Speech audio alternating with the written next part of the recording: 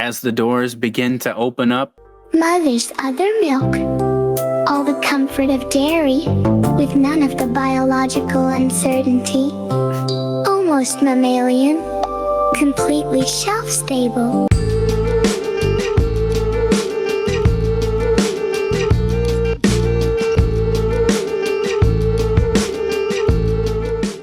So, to get started, let's do a mini session recap from session 1 just so we're all caught up. Everything that happened last session, we woke up early with our cryopods ejecting us from cryo sleep with an emergency to deal with. We are still a couple of months away from our intended destination, and with the supplies that we only have a month worth of travel before it becomes a real problem. Luckily, there's an ARC station positioned about a month away, and that's where we're headed.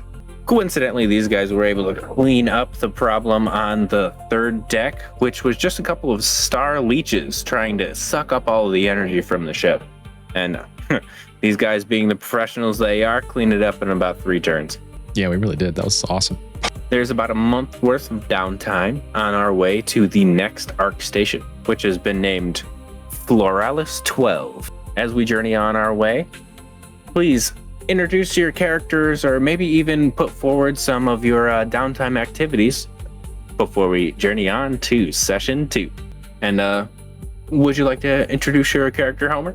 Start with you first. Hey, I'm Phildert Reevehaven IV. I grew up in the home of a local exec lord. Despite everything that happened there and the life I've lived after escaping, I've always held firm to the law and a rigid moral code.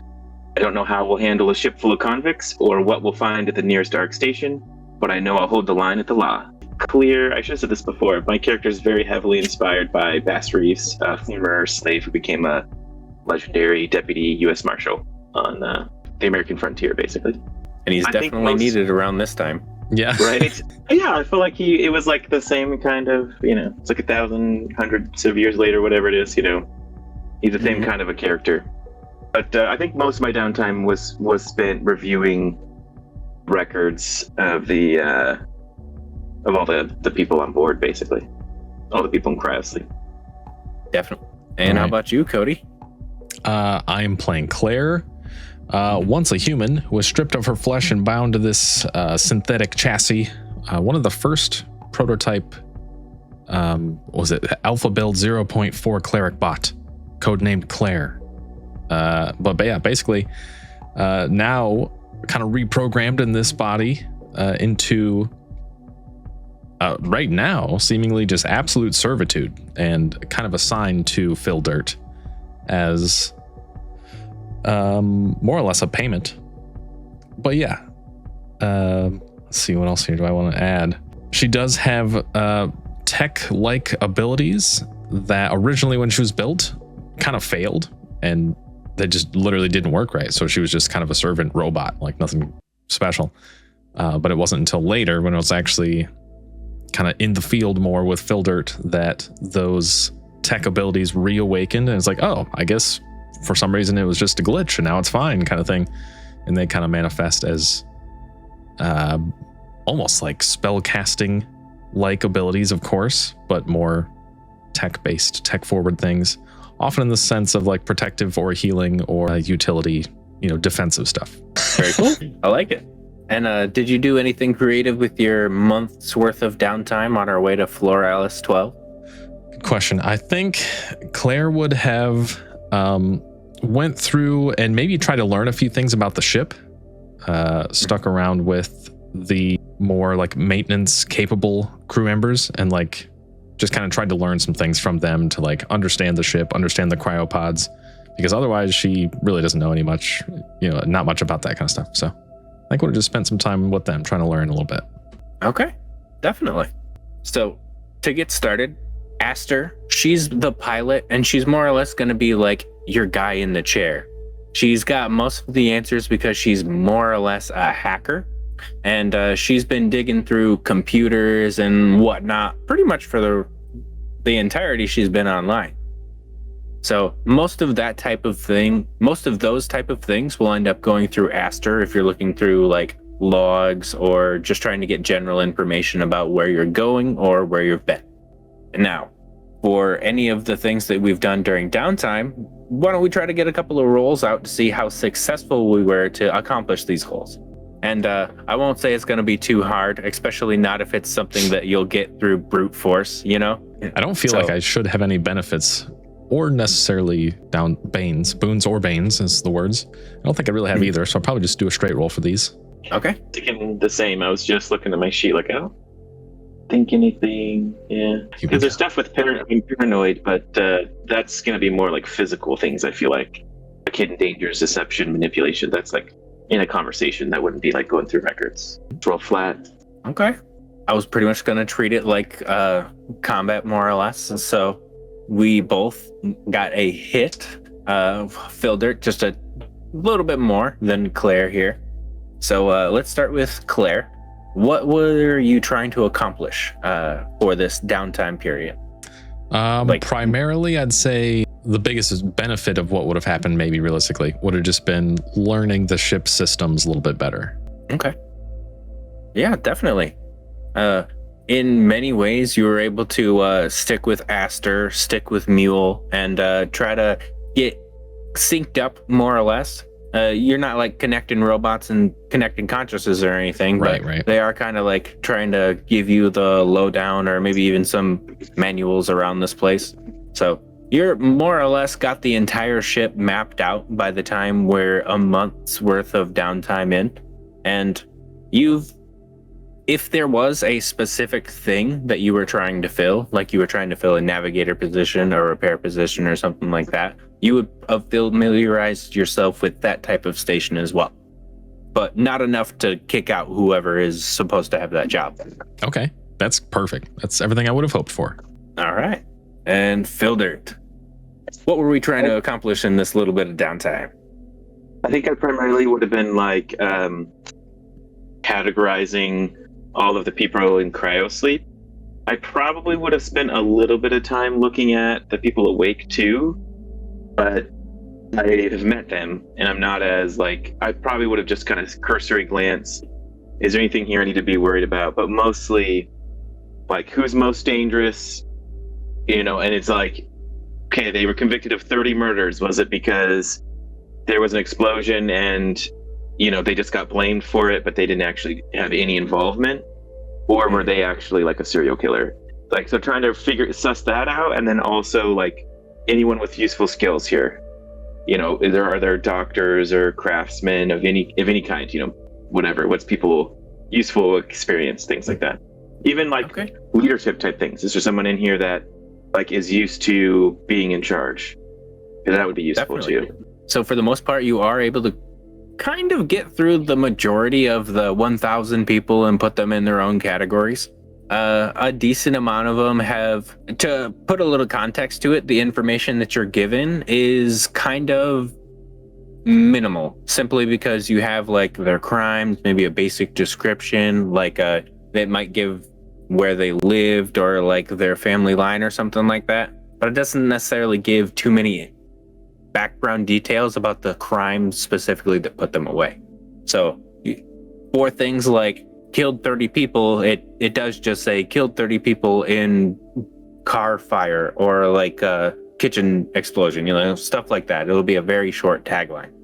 So you are able to group up people who are murderers, people who are worse, and then people who kind of seem to got the shorthand of things. And then there's also a couple of people that have like a decent amount of merit behind them, but it does seem like there's a reason why they were displaced to jail.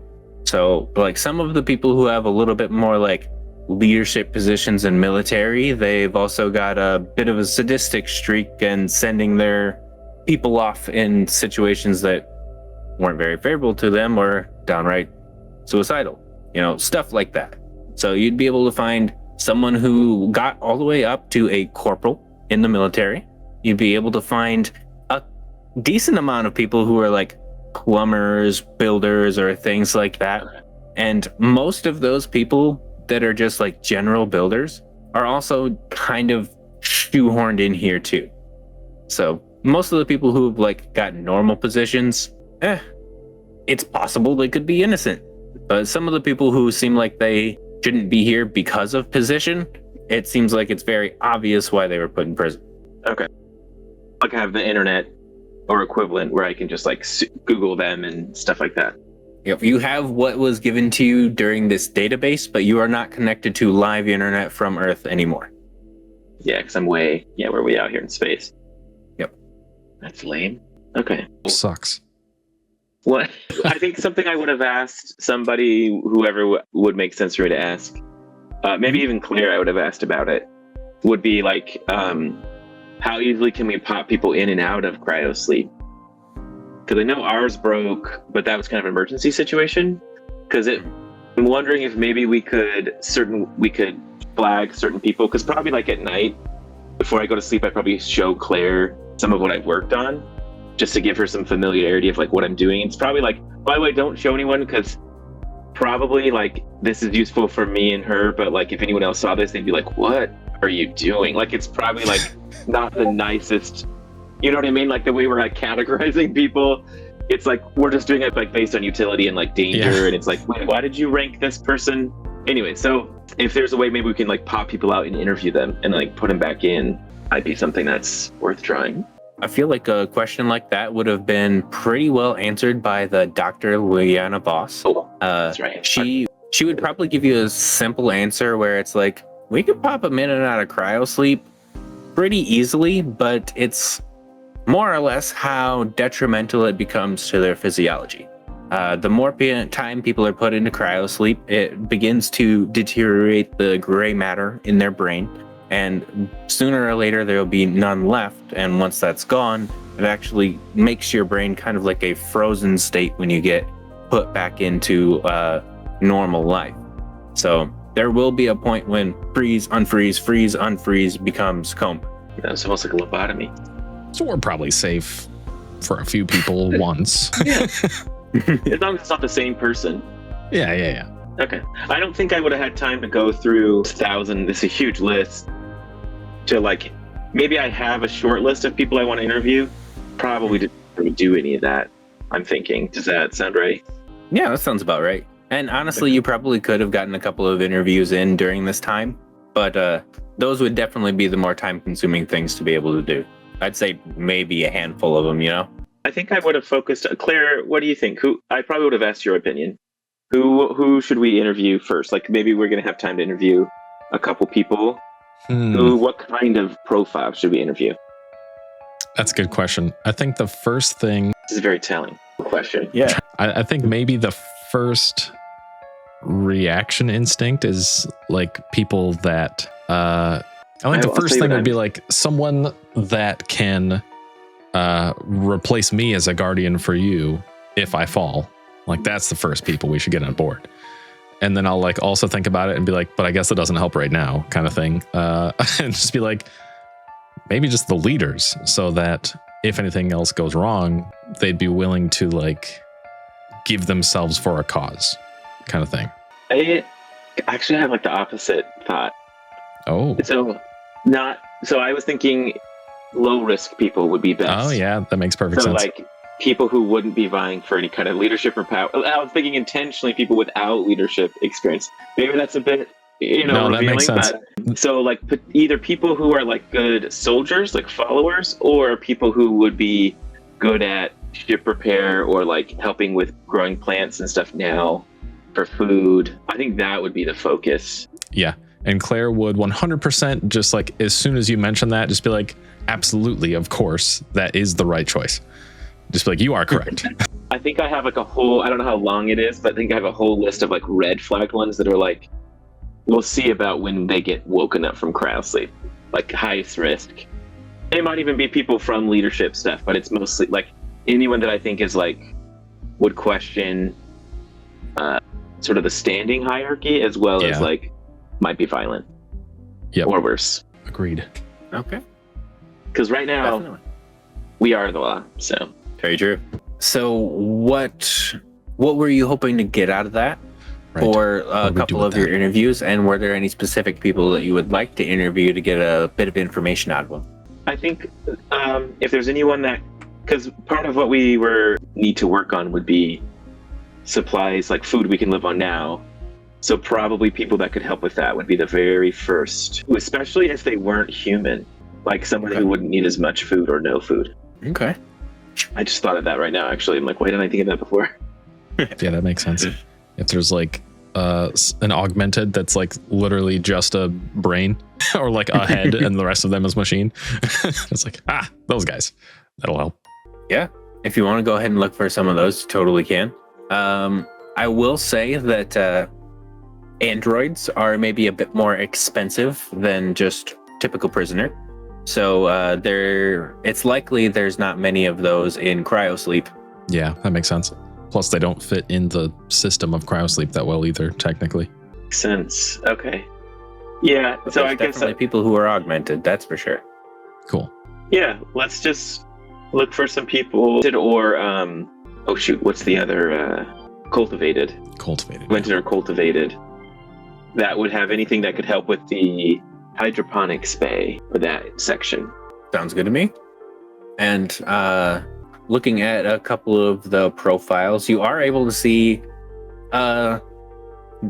it's a very like unequal breakdown. Like for the most part, you'll see 600 humans. You'll see a good 300 to 200 of them augmented in a bunch of different ways. And then the ones that are cultivated, it's kind of like a mystery batch of about 60 to 100 of them. And most of them are more than labeled as violent crimes.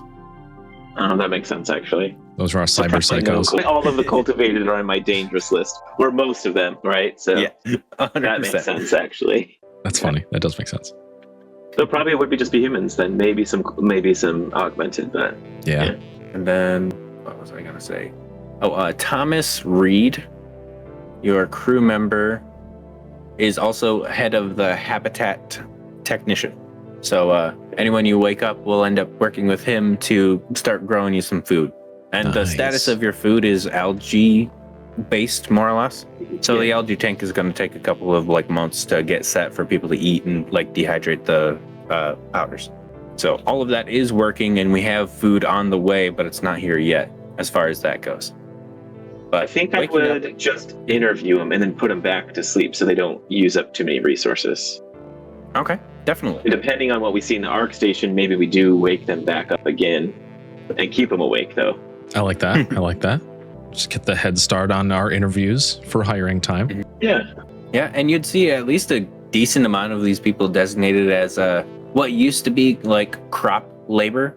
Many people wouldn't ever be designated as like real farmers because like no way they're owning land or anything, but they would be the person who works for the person who works for the person who works for the person who owns land. Okay, yeah, cool.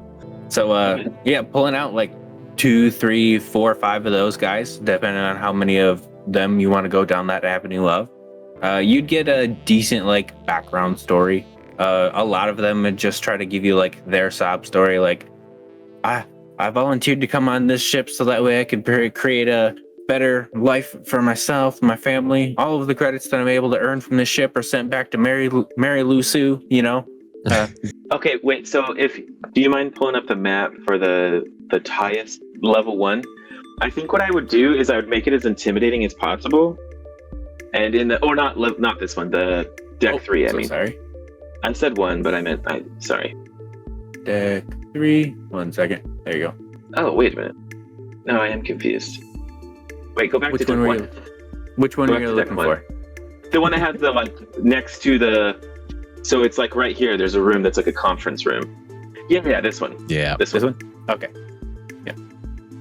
So I think in the briefing room, we'd like bring them in and like have them be escorted in by like Calder and like I'd be sitting there next to Claire, and like I'd have like, even if I didn't actually have their like, I would like pretend like I did like on some kind of tablet or something, you know, and be like, you know, like pretend like I'm kind of bruising through it and like asking them questions. So I'd be like kind of making them sweat a little bit when I would do that too. And be like, oh, absolutely. Well, this is where your sheet says this, so maybe tell me a little bit more about that. Yeah, there you go. I would not be friendly. It'd be pretty sterile. Yeah, I agree. I'd still be doing my best to try to make you sound friendly. Like anytime someone gave the sob story about why they're there, you know, I'd hit them with something like a... And tell us exactly how helpful it would be that your mother, who is terribly ill at home, is actually going to benefit from your journey here. How would that help us in this moment? Most films stammer just a little bit whenever they're like, how can you be useful? They're like, I can do basically anything you need.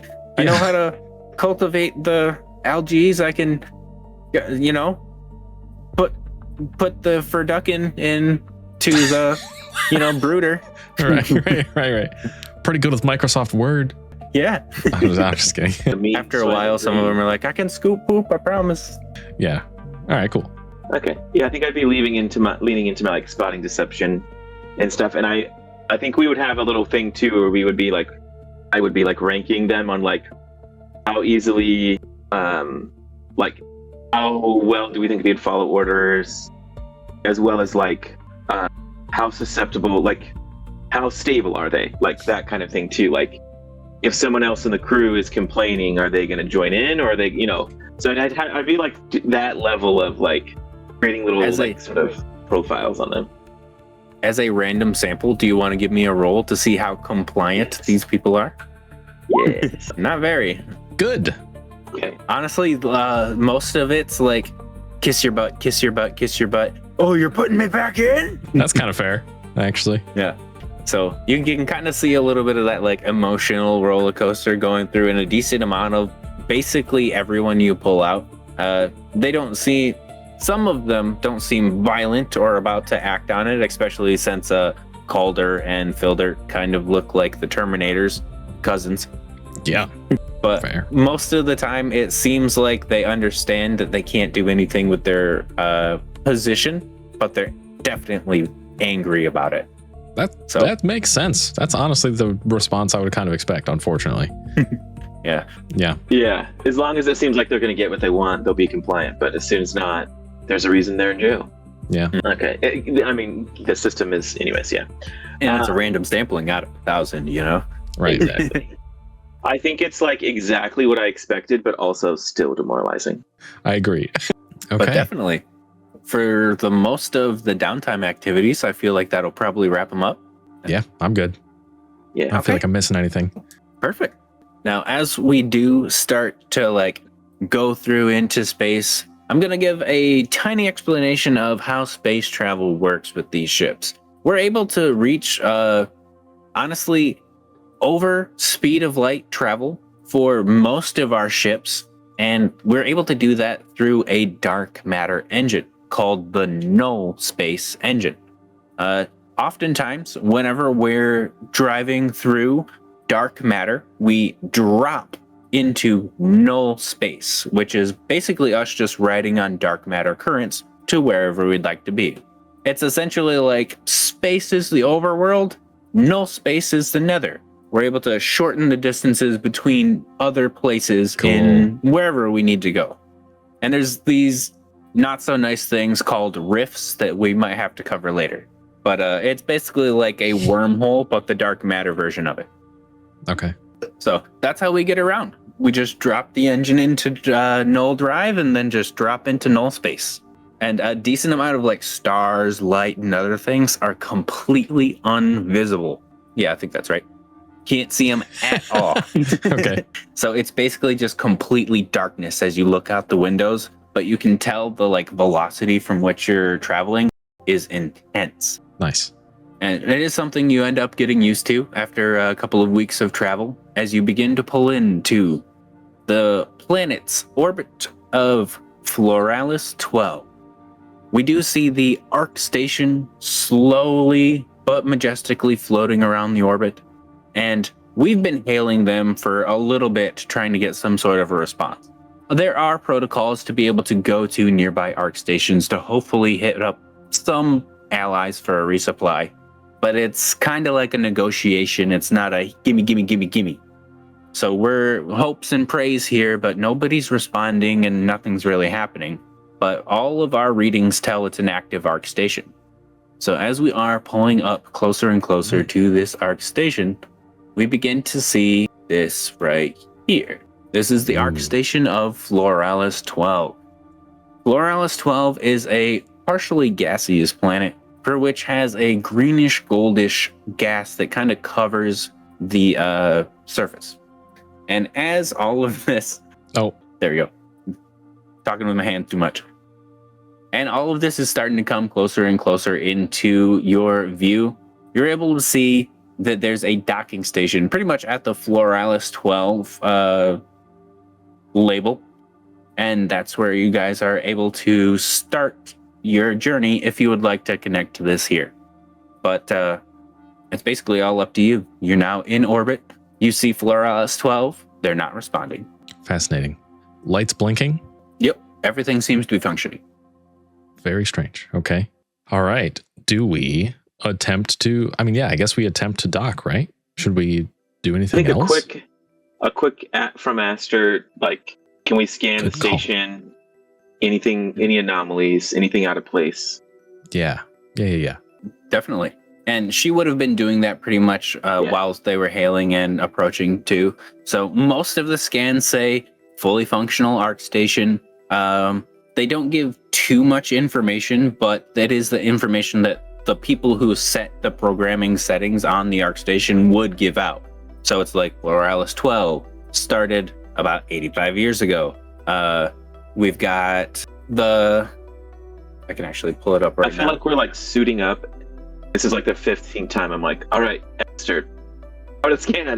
Yeah, just right, like, exactly. Answered this. And every time we get like any increment closer, we're just like, okay, how about now? Yeah, because exactly. like we really are flying blind otherwise.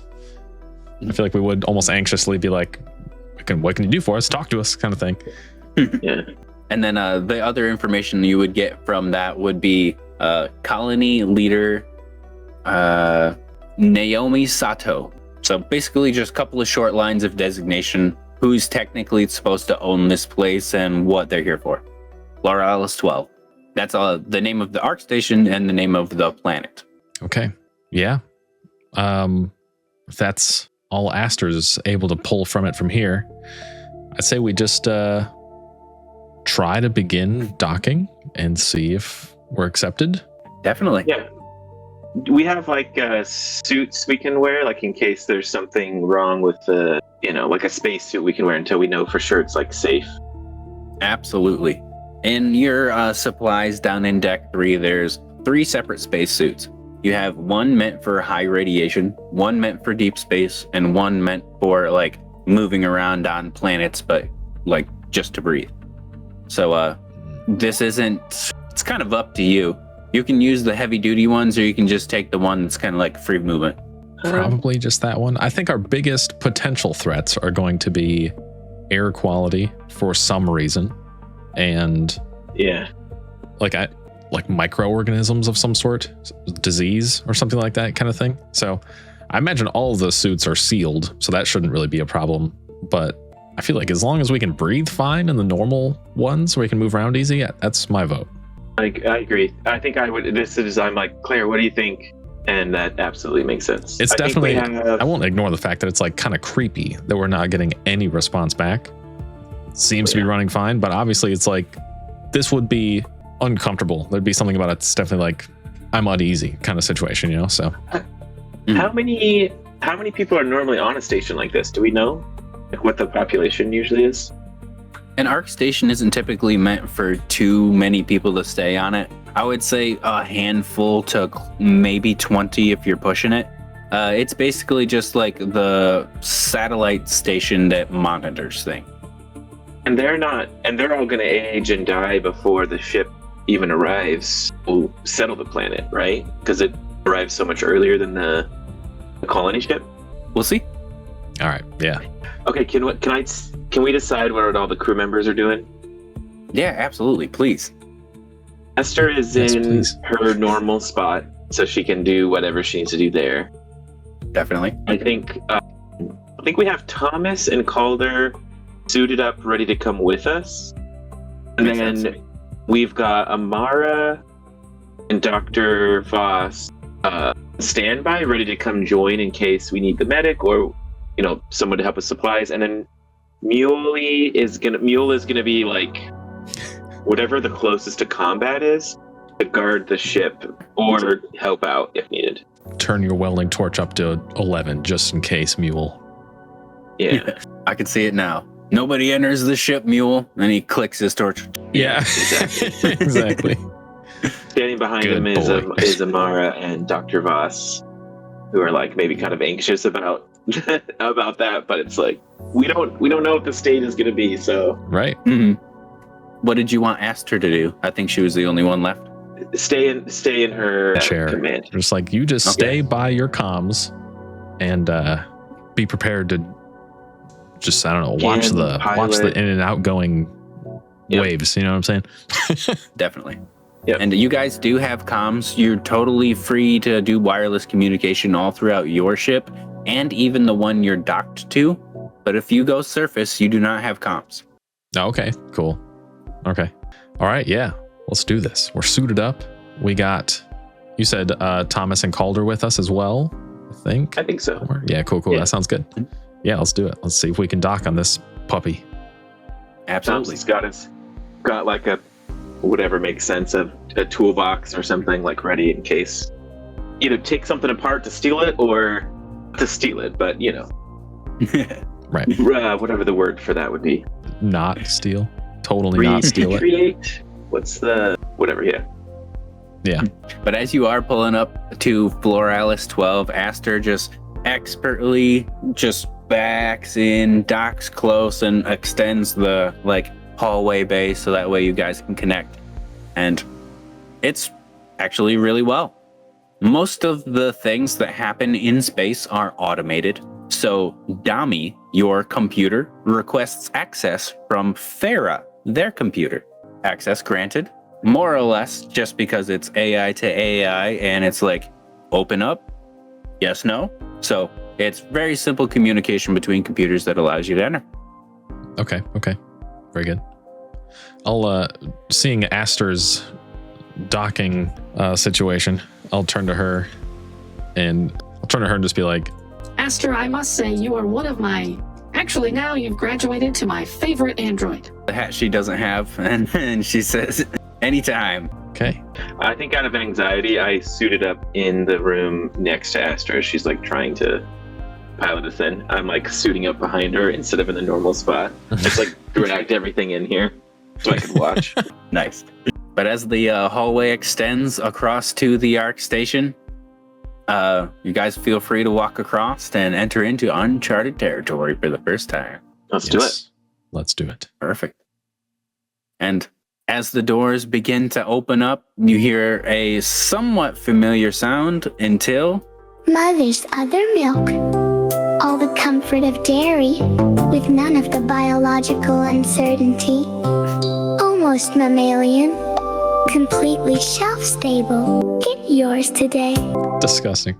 Almost mammalian. And then Thomas responds in the back, what an old ad. We haven't seen that one in a while. And the door opens and you're welcomed into Ark Station Deck number 1. And there is a map of the Ark Station that you're able to see here. There's also 3 layers for this Ark Station, just like your ship as well. Okay. Deck sponsor. I was about to point that out, the tech sponsor. Flavor adjacent. Mission essential. Oh my gosh, man. That's too much. Okay. Positive. Flavor adjacent. Yeah. But And the worst part is it's less dystopian than your ship because each one of your rooms are sponsored. that's true. This is just a deck sponsor. You're like, wow, you remember the days that it was just a deck sponsored by some corp? That's amazing. Right. How did they buy a whole deck? Yeah. Okay. So what's it like? 'Cause I want to we're- know about the food that isn't flavor adjacent. That's probably what I'm used to. Yeah. right? Tastes like So nothing. as you are walking in from the docking collar, you're going to see a decent amount of open space. But that's simply because all of the walls that are facing towards the central lift core ladder are made of glass. So that way it makes this place seem a decent amount bigger than it is. Except, of course, certain things like bedrooms, bathrooms, stuff like that. No one wants a glass door for that one. Yeah. Yeah, fair. Well, they do on our ship, but Yeah, feature not a bug. Yep. Okay. Is there anyone around yet? So far, Security vacant. check. Right. I'm sorry, what'd you say, Here. Homer? I think here is where we'll go first. Okay, definitely.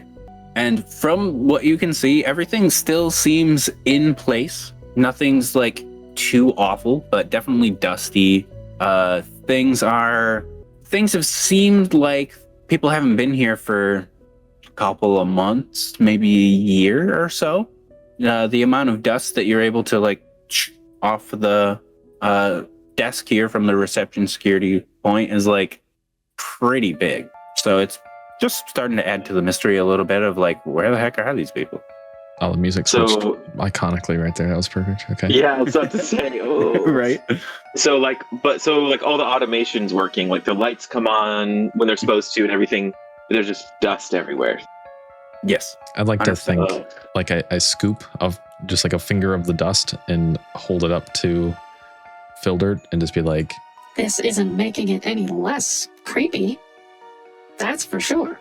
Well, this might be. I mean, depending on what we find, this might be the best outcome. If there's no one here to use any of the resources, we're not really stealing because they're not being used. That is a very fair and wise point, Master. I couldn't agree more. Split up though, and let's not have anyone else come on board yet. Are there any cameras in the security checkpoint area?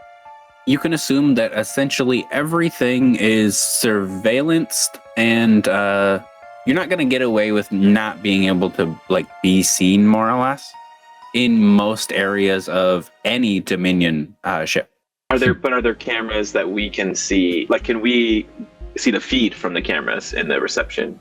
Oh, okay. Yeah, actually, there is a couple of like video feeds that you'd be able to see from like live Arc Station, and there's a couple of like video logs from a few different people. Oh, well, I think we got to look at those video logs. yeah, right before we do, I want to kind of chime in over comms to Aster again. Master, if I could ask one request, that you would prepare to potentially hack this ArcStation system to retrieve old feeds. Not immediately, just when you might be able. Okay. And she responds on the comms. Hook me into the computer. What are we looking for? Sick. Awesome. Okay. But yeah, I'll kind of, as Phildert's digging into the stuff we just found with videos and stuff you just said, I'll kind of look around for any possible interface port or anything like that. Sure thing. And you'll see a couple of easy ways for like computers, well, not computers, robots and androids to be able to like jack into the system. Even augmented people would end up having like fingers and things that end up being like Sure. USBs or like type of thing. So you're able to input your stuff like into the computer, and then you can relay to Aster. It'll be kind of like a information jump, and then you wouldn't necessarily be needed afterward. You'll just be a quick bop forward. Okay. I'll find one of those things and do exactly that, where I kind of just like, I don't know, maybe just like tilt the hand forward. And there's just like a jack that comes out that way kind of thing. And just like, or maybe like Ghost in the Shell style, where like you pull a cable and then just plug in that way. Very cool. And plug in and just kind of wait a second. And I'm like, Okay, Aster, should be all set, at least for the initial interface, and I'll leave the rest to you. Okay. Perfect. Dominion, as always, has a terrible system. Just give me a few minutes. I'm seeing 1, 2, 3, 4, 5, 6, 7, 8 different logs, all locked behind one. I'm trying to remember Naomi Sato. Thank you so much. Every time I introduce a name, I forget it instantly. of course. So it looks like about 1, 2, 3, 4 logs are logged under the name Naomi Sato. 3 logs log under the name of James, or in parentheses, Jimmy, and then 1 Dominion classification. And then she's like saying all of this to you too. More or less able to just say, if you need some of this information, some of it's easier to get to than others. If you'd like the Dominion classification for the planet, that's gonna take a little bit of time, so give me a little bit. And for some reason, the James logs are also encrypted in somewhat of a different way, but it seems kind of like a stupid way, so I can probably crack that in a minute too. Disregard me completely misspelling Naomi to Namo. But yeah, that sounds good. Perfect. Calder, why don't you do a quick sweep of this level and then watch the elevator and ladder? And Thomas, why don't you go raid the utility closet? Okay. Yep. Thomas, more than happy to help out and do supply type of things because he's an augmented person, but he's someone who's not like running the Olympics because of his augments. He's just like picking up the slack because of his prosthetics aren't really there anymore. So he's going to hobble his way over to the supplies here and try to find what he can. And then Calder's going to perform the most official military sweep you've seen in a while. There you go. While everyone's leaving too, I'll probably mention. Make sure everyone stay on comms. We still don't know exactly what's going on, but something feels off. Yeah, let's all stay on deck 1 till we get a little more info of what's going on. And nobody else come on the ship yet. We need more information. Yeah, okay. So what is this media or information we have access to right where we are currently that you mentioned? Okay, definitely. So the video logs from Naomi Sato are labeled Early Hope, 1,000 Strong, and Signs of Sickness, along with Breaking Point. Those 4 logs. Which one would you like to listen to? They are in chronological order. Signs of Sickness. I think we'll look. We can watch all of them later, but right now let's jump to that one. Yeah, that's fair. Assume that the other ones are generally good news, and this one's the bad one. Definitely. This one, the one after it. Right. Yeah. Dr. Amani brought me the new charts. The exterior crews are getting worse. Blood in the coughs, skin thickening around the eyes, strange immune responses. One woman from South Glass says the dome lights are hurt now, but she can see movement outside in the haze before the scanners catch it. Dominion says we can continue monitoring, but I don't see how this is going to help. I know what that means. They want to see if the changes become useful. Amani asked me whether we should pull everyone off surface work. I told her yes before I could think about what happens afterwards, but I was denied by Dominion. For the first time since landing, I think Foralis might be learning us faster than we're learning it. So cool. Okay. Bad, but cool. Okay. Should we go check out the surface monitoring room? No, we should watch the next video after that one. Okay. Yeah. The next video was labeled Collapse. I think, yeah, that's the one. I do, unfortunately, only have the one video of her, so. Oh, that's fine. That's a perfect Greenhouse placeholder. 2 is gone.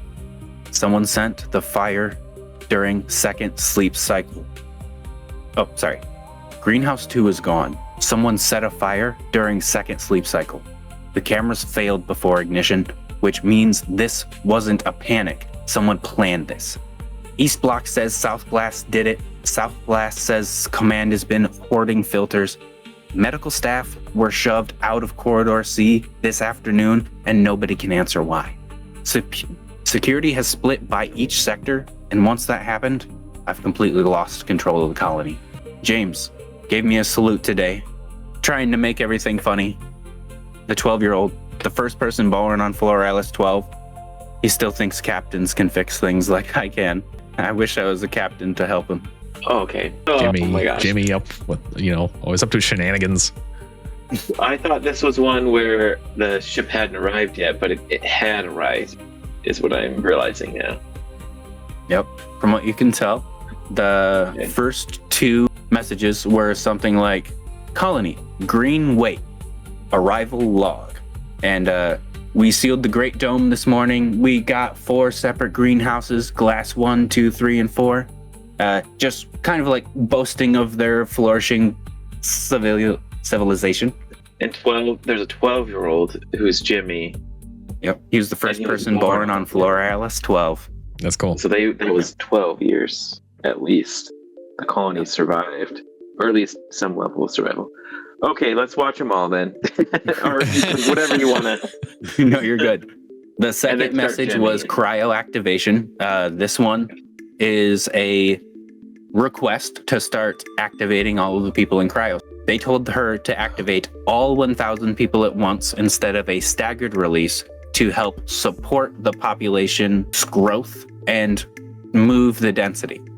is what they told her. But it seems a bit of a backhanded solution because it's kind of like throwing gas on a fire and hoping you can control it. Whose request was the release of everyone? Dominion. Okay. HQ. All right. They said, get everyone out of crash.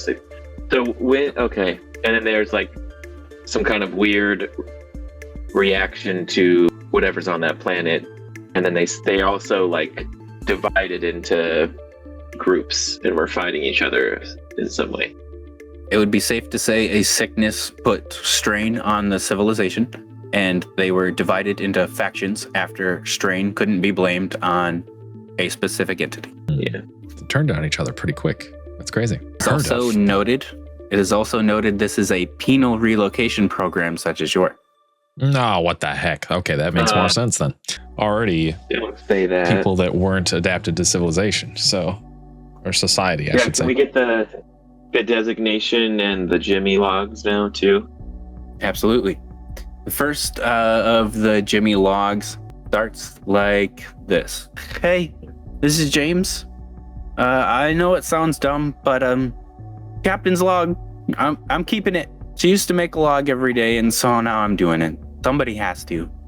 The archive still works. If I kick the lower panel first, the camera only flickers about once or twice before we get this thing going. Captain Cosmo here says heroes keep the signal alive. He also has a jetpack and a theme song, so he's got an advantage I don't, right? Greenwake 1, still here. Jimmy log 2. Outside the colony, came back late last night. They stood near the south glass and watched me for about an hour. I counted 6 at first, then more behind when they lit. One of them had an old green wake jacket on. It didn't fit right over the shoulders anymore. They call me Dome-born. I don't get it. I tried yelling that I was born here too. This is my planet too. They laughed. One of them pressed her hand against the glass and smeared a glow like I've never seen. I can't let them come inside. Video log, Jimmy 3. And each of these video logs seem to be around 5 to 10 years apart. Jimmy is aging rapidly. I moved the blankets into the Arkseed room. Ugh. It's warmer here. The walls hum if I put my head against them. I used to think that meant I'm still alive. Maybe I still do. I brought all my Captain Cosmo books here, because while I sit next to the Arkseed, I still feel warm. The hatred after all of the moms and dads died still haunts me. I kept waiting for the part where the hero shows up and everyone feels stupid for giving up. Where's Captain Cosmo? And that was Jimmy's final log as the camera fades away.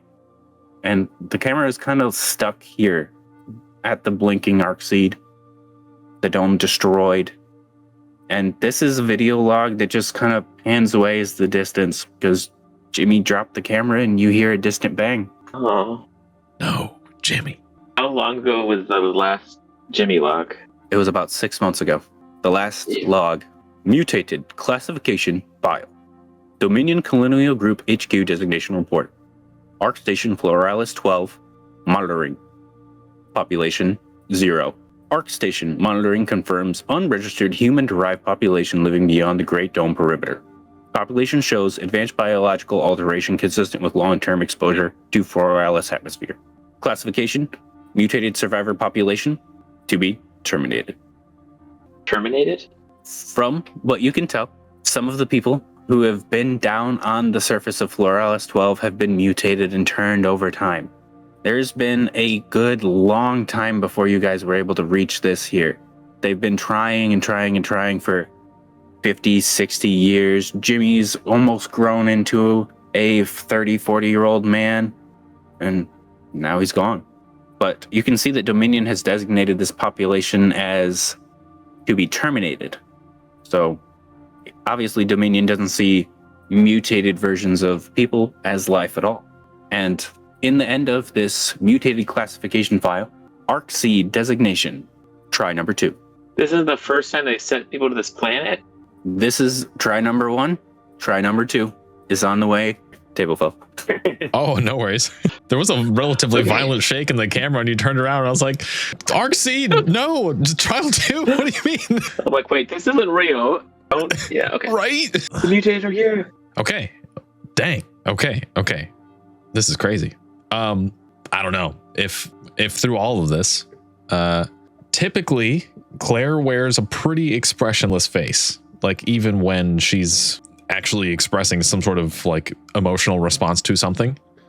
But every now and then there'll be a certain thing that really just like seems to mess with her thought process. And yeah, Phildert's definitely going to see Claire's face just look like eyebrows down, just like angry kind of thing. And yeah, basically I'm just going to turn to Phildert straight up and just be like, Is there any chance that you think Dominion was responsible for this? It seems unfortunately too likely. I'm definitely like visibly shaken and like just kind of like in disbelief almost. I think the most disturbing part is that there's another ship on the way.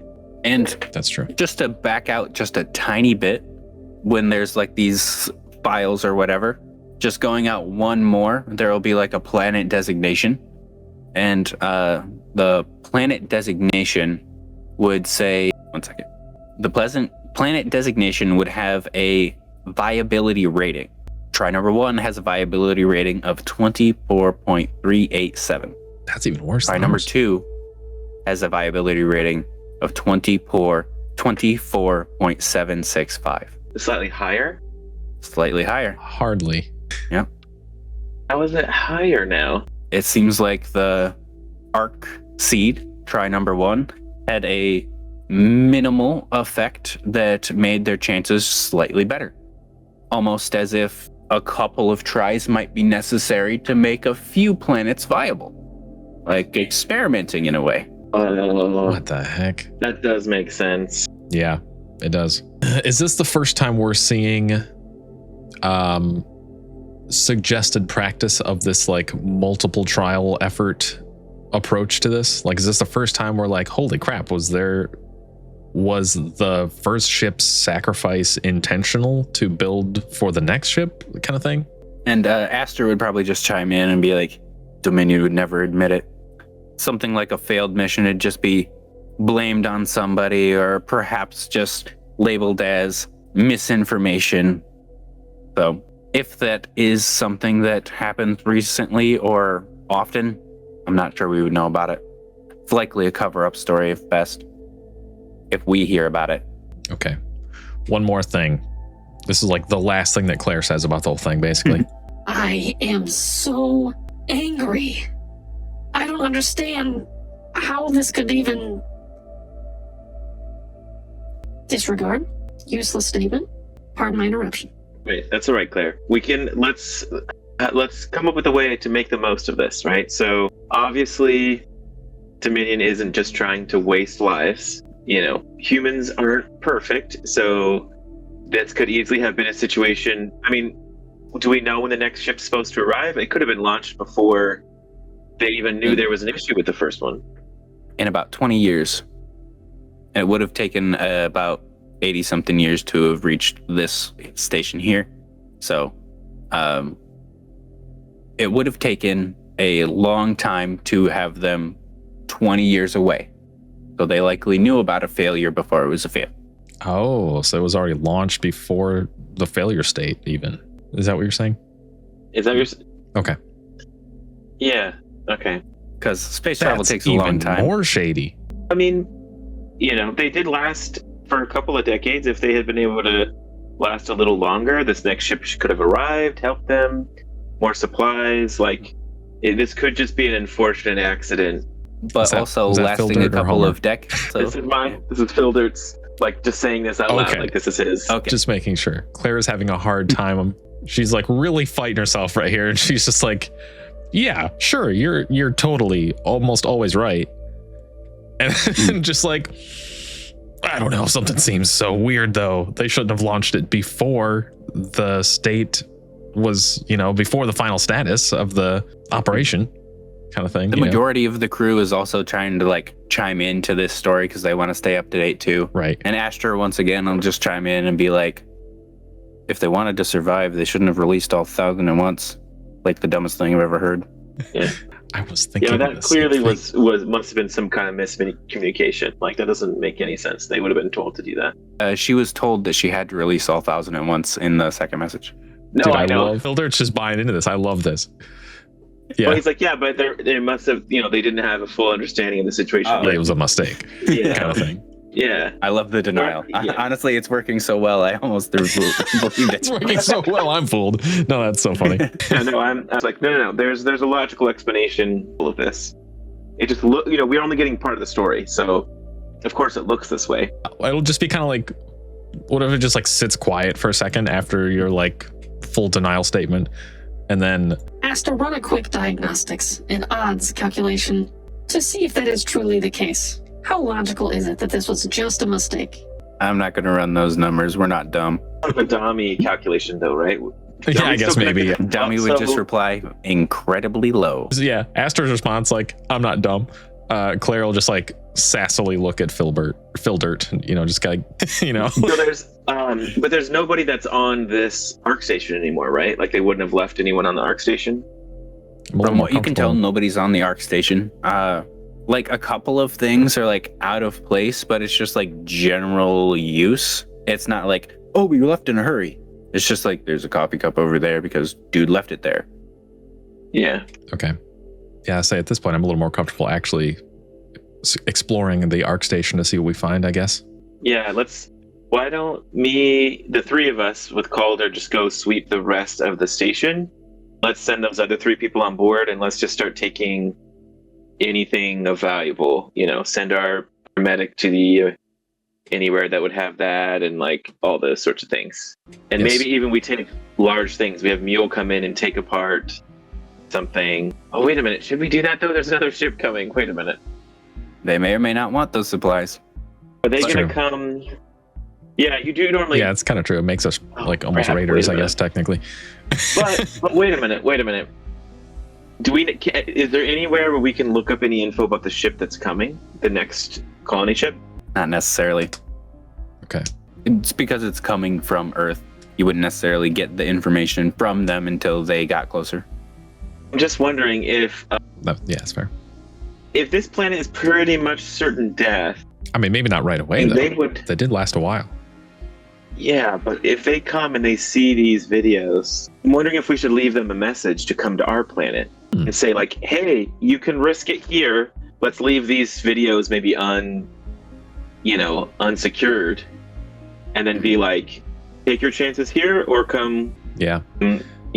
I do like that. That makes sense. I think that's a good Leave idea. everything unlocked. Yeah, exactly. Yeah. I think we'd kind of just like maybe report back on comms. Astor, as much as you're able, try to entirely remove the encryption on these videos so that the next arrivals can access it extremely simply. Absolutely. I'm gonna go ahead and back those up for myself though first. Fair enough. No, don't do that. That's against the rules. These are official logs. You're right. I would never do that. She's like, you're think- breaking up. I think we should leave like a handwritten message too, like just like taped or like just hey, watch the videos. This message is from. I'll put my name on there and everything. Like this is so and so of this, whatever. Here's our location. Here's our coordinates. Yeah. And basically, you are the second ship, a second attempt, and you have barely a higher chance than before. We have I would put our survival rates at 32. It's not 100, but if those odds are, a high enough difference, come join us, basically. Yeah, that makes sense.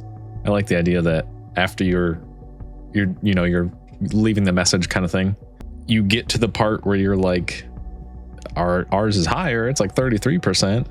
And I'll be like, Yeah, maybe the second ship after us, or the third or fourth, will have better chances.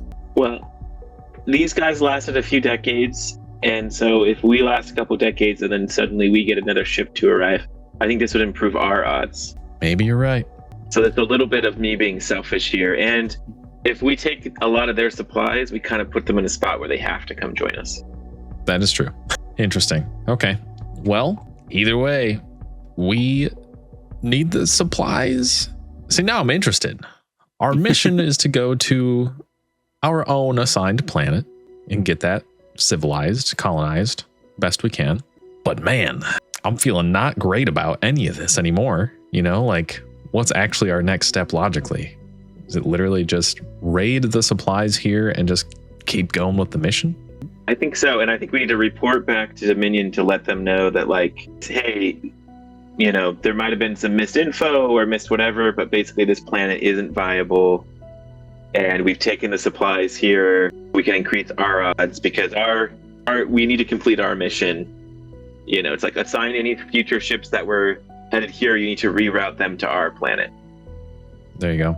Yeah, that's fair. Yeah, okay.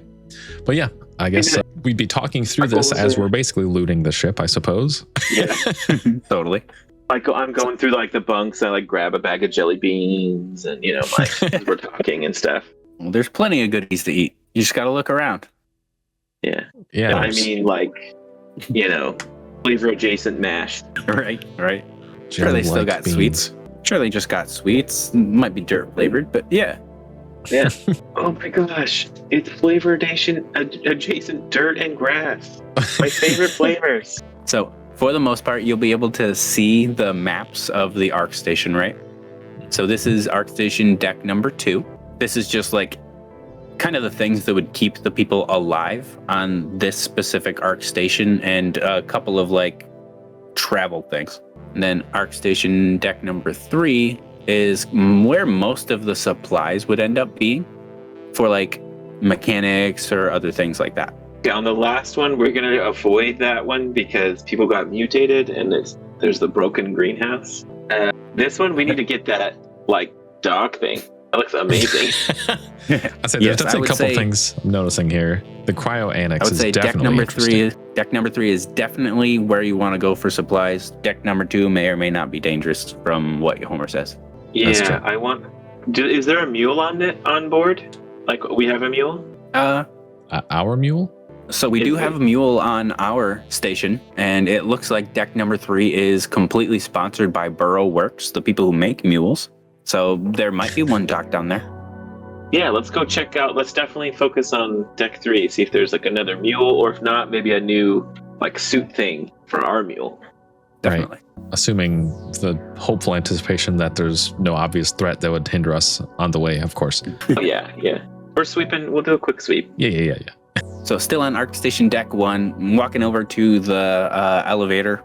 You put your hand on the elevator and you hear a somewhat familiar tune, especially to Thomas. It's kind of all of his favorite classics here. Crack open the taste of tomorrow today. Comic Cola!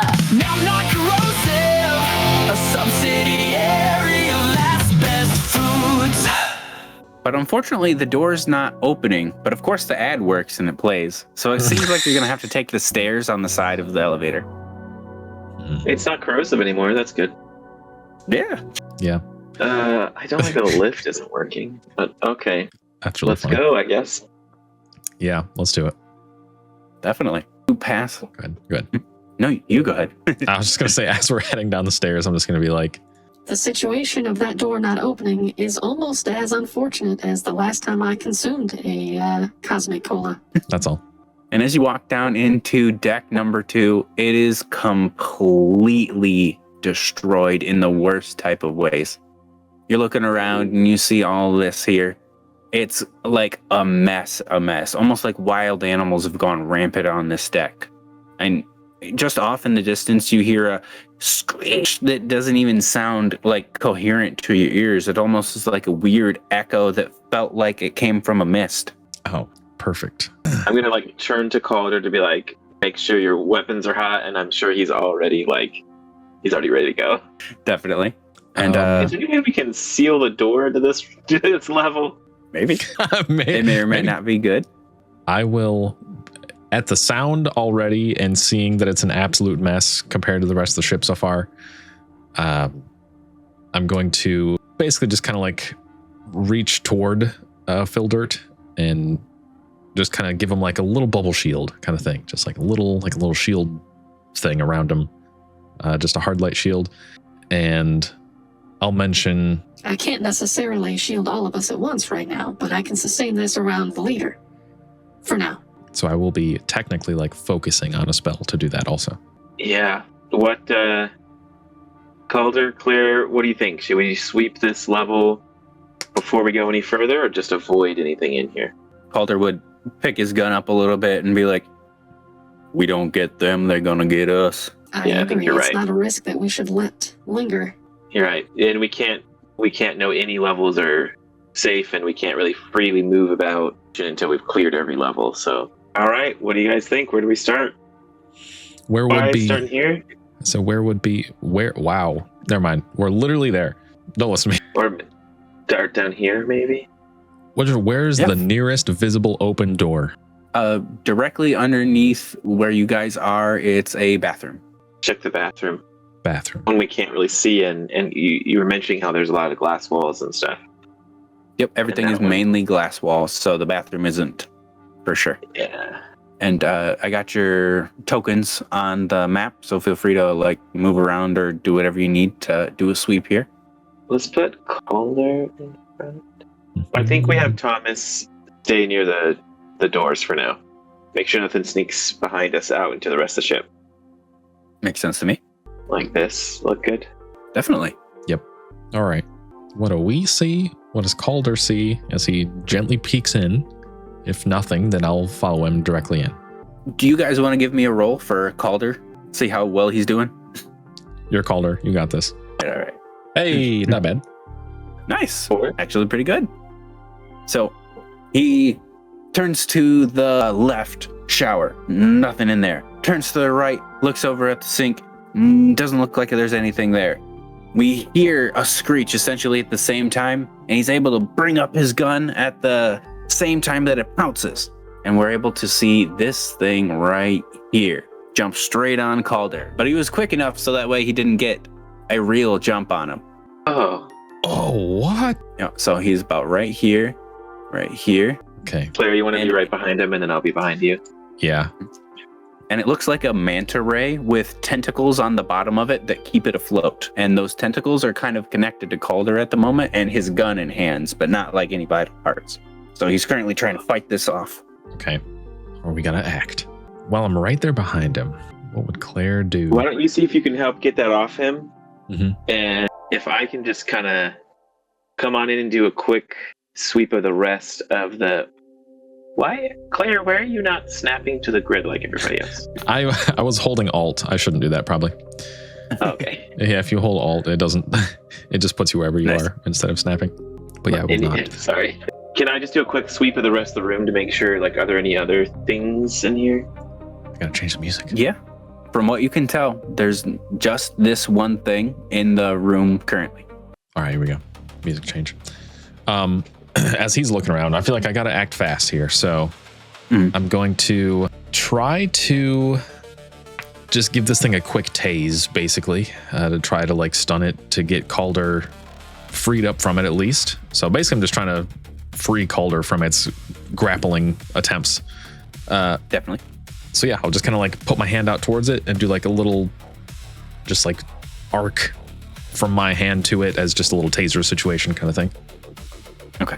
Really, my intention, my priority, I should say, is to get Calder free, not necessarily to harm it, but whatever happens, happens. For sure. Okay. And yeah, I'll probably just roll that one straight, I feel like. Unless you want it to be like a spell. Yeah, if that's how you would like to do it, we are totally in combat. Okay, let's So, do it like, like a spell. Go I for guess. whatever is the most beneficial thing for you. Okay. Let's do it like a spell, so I stick with the spell casting mechanics. In that case, do you want to roll its resistance, or do you want to just set a number for me? Either's fine. Its resistance is just 3. You have to beat 3 to be able to hit it. Okay. I'm going to try 2 dice. Not meet, but beat. Okay, 4. Okay, well, 4. Nice. And you did good. Your taser thing goes off on this little veil ray. That's now what it's called through your like status in your head here. Oh, Kind of cool. like as you like download more and more information. So the taser goes off and this veil ray's tentacles just unfurl from Calder's gun. And he gets just enough time to shove it off back towards the corner of this room here. It takes 1 hit of damage, And then now that it's off in this corner of the room, you actually see it just materialize through the vent, and now it's in this room. Oh, don't do that. Perfect. Okay. I'll mention right away after the taser situation. Calder, status report. Are you all right? That seemed violent and rushed you quickly. Oh, good. Didn't get me. Just got the gun. All right. Honestly, never mind. That's worse. All right. The Veil Ray apparently ran at least, so that's a good start for us. I'm gonna just guns drawn, and like if I can and like even just like slide. I want to slide on the dirty floor, like maybe on my knees or something, and like come around. Like as I come around, just like start firing before I can even see it. Okay, definitely. I'd love to hear it. Go ahead and give me a roll. See how well it works.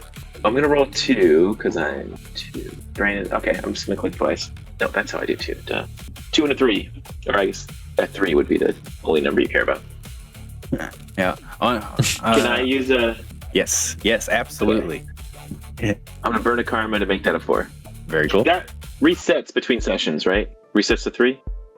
Yes. 100%. We'll go back to default unless default was Different. Like, if you had more than Worse. default, then you should have more than default. You know, if you still had like Okay. 5 karma or something, I don't want to take any away. refill up to Cool. default. Oh yeah, cool. Nice. I like that. Yeah, that's awesome. But yeah, that one you just come sliding through. You get straight to the door, and then you line up your shot with one quick bullet that just goes straight through this veil ray, and it's screeching hard. It's actually very hard for it to fly right now.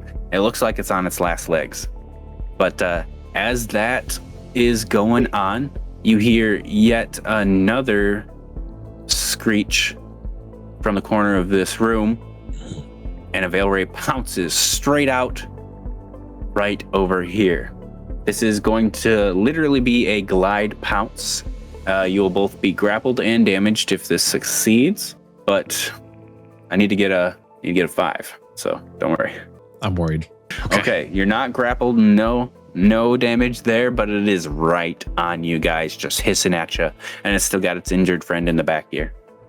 Okay. Can I use my Battle Fury to give myself a strike to take another turn?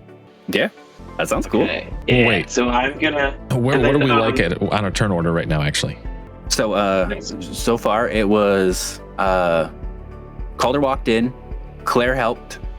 Well, technically, Monster attacked, Calder got helped, and then Phildert shot Monster. New Monster appeared. Technically, it could be Claire and Phildert, but if Phildert has a ability that lets him go because of thing, then we'll consider it the same round. But other than that, it would definitely be Claire right now. Okay, so we're like top of the basically friendly's turn right now, right? Yes.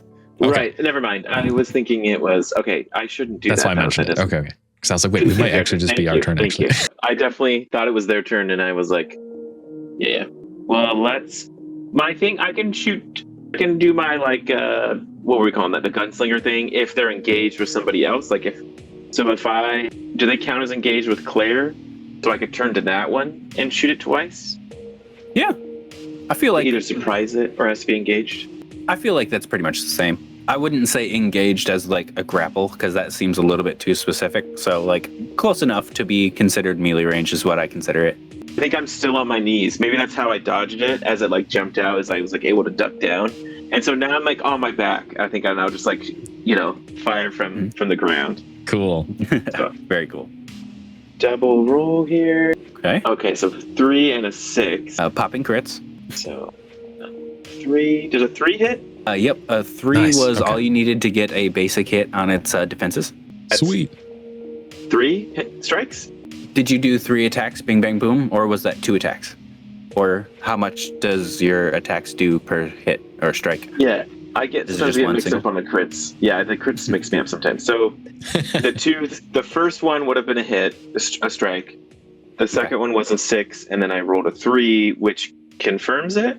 Does that make it 2, or does that make it 1? That's what I'm like. It would be, as far as I can tell, it looks like it's 2 attacks, but 3 strikes because of the confirmed crit. Okay, that's where I came up with 3. Okay. Okay. And believe it or not, this fully health veiled ray is actually just got 2 holes put in it, but 1/3 hole is actually just its heart exploding as it just falls down to the ground. Nice. Okay. Good stuff. No, it would be Phil just went, so it could be this monster's turn or Claire's turn, depending on if you want to go first. Or I'm gonna save my action to be a little bit more reactive to whatever the monster's doing. Okay, definitely. Maybe Calder come run up and shoot at that one. Yep, or good idea. Can he shoot through the vents? Maybe would he be able? Is that a reasonable? He could run up to the vents and fire through. Unfortunately, the vents are kind of like an imposter situation for like Among Us or something.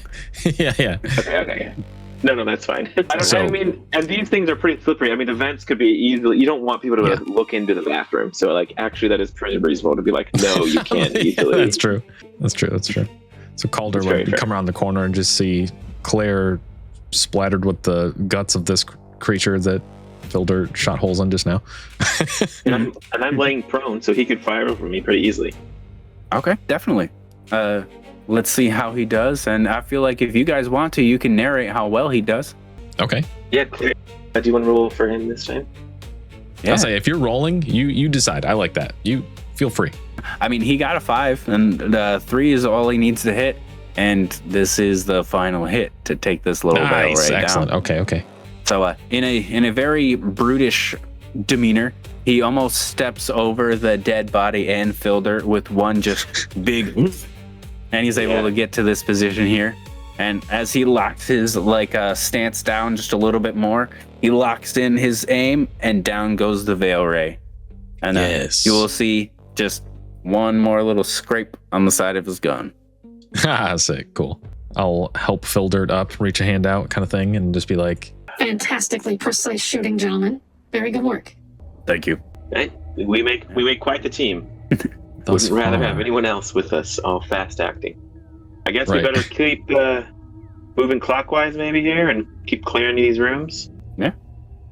As we're doing that too, I'll do like a quick comms check with everyone on the ship and stuff. We did inquire. We did encounter. Yes, we did encounter hostiles on deck 2 of the Ark Station. Everyone remain on the ship, and we will report back soon. Yeah, maybe we should actually have them go and close the doors while we finish. But yeah, everyone else seal the doors. I can't remember if we had told them to come on the ship or not, but I think immediately say, get back on our ship and close the doors till we tell you it's safe. And then you hear Thomas over the comms. Gotcha. Thomas? I mean, that's kind of funny, but do we want to consider sending Thomas back to be safe? Yeah. He's not as much of a fighter. Yeah. All right.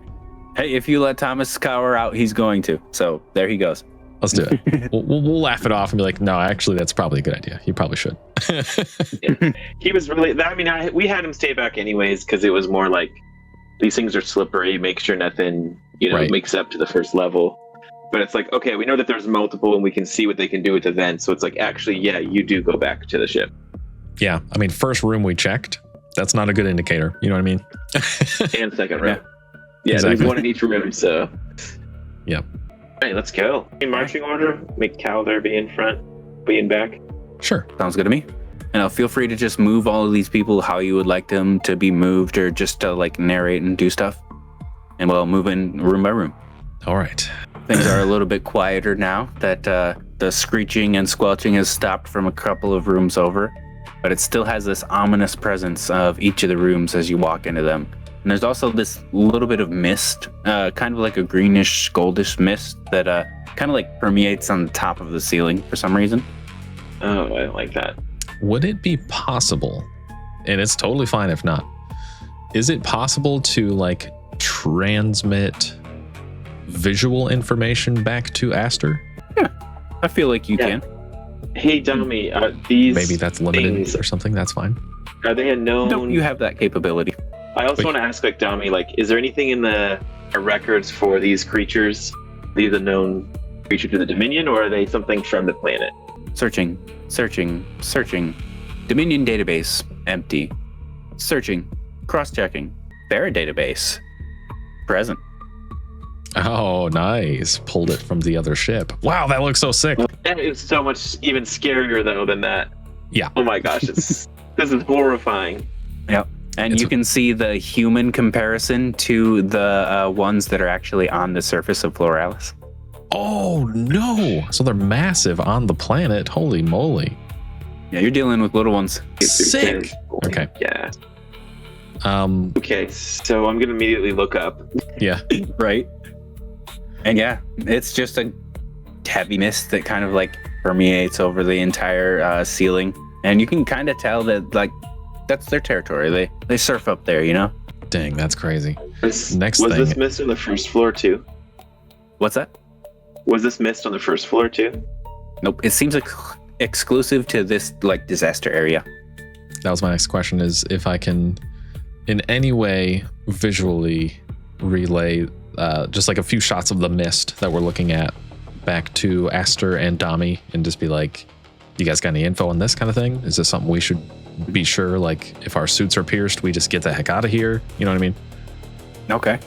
Definitely. And giving your video information back from Aster to Dami. And it's pretty, one looking at the mist specifically, it's pretty obvious that it's actually the mist that permeates Floralis as well. That's a greenish gold mist that kind of is like the toxic environment provided by the planet. Yeah. And they're just putting it forward. We vent this into space, by the way.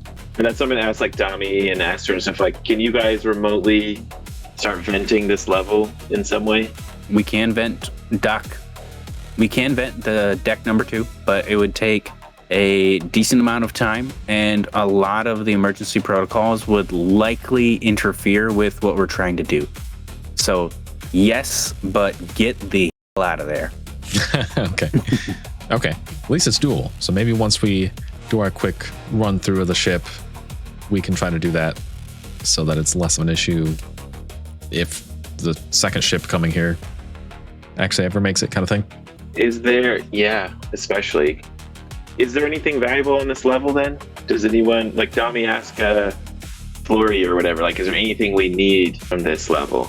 Well, from what we can tell, Information, supplies, anything?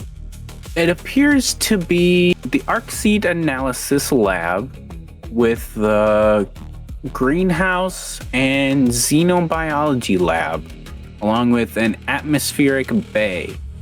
So this is basically all the nerdy science stuff. If you guys think we can grab any of that stuff to maybe, I don't know, have our Arkseed work better, or if we need any things from the specimen containment from Floralis to maybe study. But any sciencey stuff is basically right up here. Nice. I bring Oh. any specimens. Yeah, I'm going to follow that up, actually. That made me think of it. I'm going to follow that up with... One more thing. Is there anything worth recovering from the Veil Rays specifically? We're not sure. Bring one in for an autopsy, and perhaps we can make use of their anatomy. Deal. We'll do that. As long as it stays on this ship, though. Let's not take it to our ship. Fair enough. If there's a way of doing an autopsy on this ship, I don't know, but I mean, the medical bay is right behind you. that's true. That is true. Maybe I'll do one on the fly while we're down here. That's actually not that crazy of an idea. I'll do that. Yeah. Let's just quickly sweep this room in here, too. Agreed. Definitely. So we've got yellow room right here. As you guys walk by, Yes. you are pleasantly surprised. Nothing in it. There's like an eerie calm almost as you walk through what seems to be an administrative office, but not like somebody who owns the whole ARC station, just somebody who keeps the nerds in line on the science deck. Okay. Keeps the nerds in line. Okay. You gotta manage them. They get out of line real quick. Yeah, that's for sure. That's for sure. But as you do walk into the blue room, which looks to be like power, maintenance, and other like databases, you see one right in the corner, just kind of like hanging out up on the ceiling. It doesn't seem like it sees you guys just yet, and it's almost like lulling back and forth in the space. Okay, so I already know how these things operate. My first thought, and I'll maybe say this over the comms too, kind of thing, but my first thought is I'm holding off. I'm not going to do anything until it pounces, and I'm literally just going to try to hard light barrier right before it actually connects with anything. That's what I'm holding off to do when it happens. So the rest of you Very guys, feel free, do what you want. But there's like vents into this room, right? We can't just like slam the door. Yep, there's pretty much a vent in every room. Yeah, that makes sense. You I think played we with should- us. Yeah, I think there needs to be some kind of vent. So, Yeah, that's true. all right, I think can me and Calder make like simultaneous shots at it, like a 3, 2, Yeah. 1 countdown? Totally.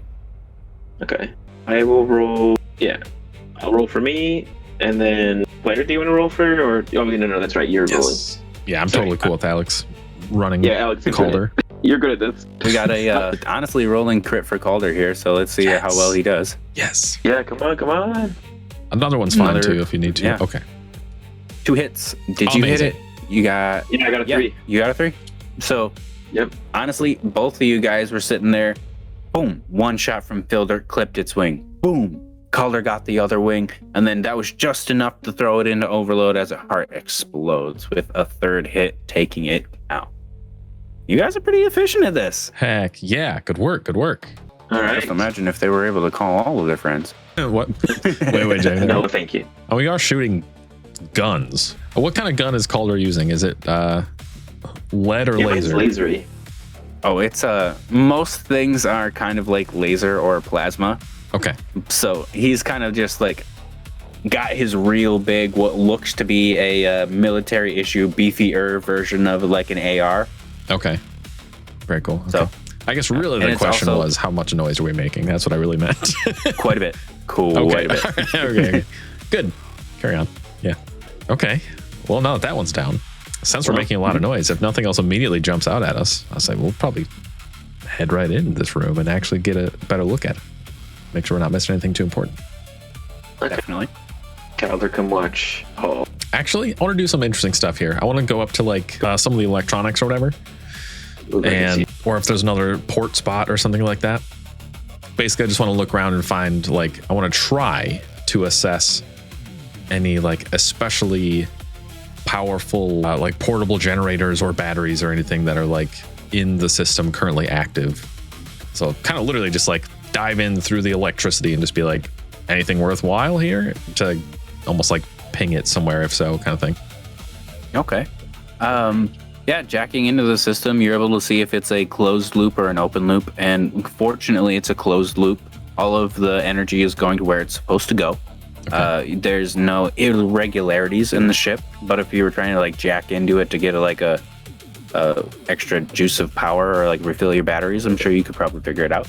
That I'm not too worried about. I'm mainly seeing if there would be anything that might like show up as something worth grabbing in the system. Like if there is a battery housing somewhere or something that's like a generator somewhere that's like, that is going to be helpful to have.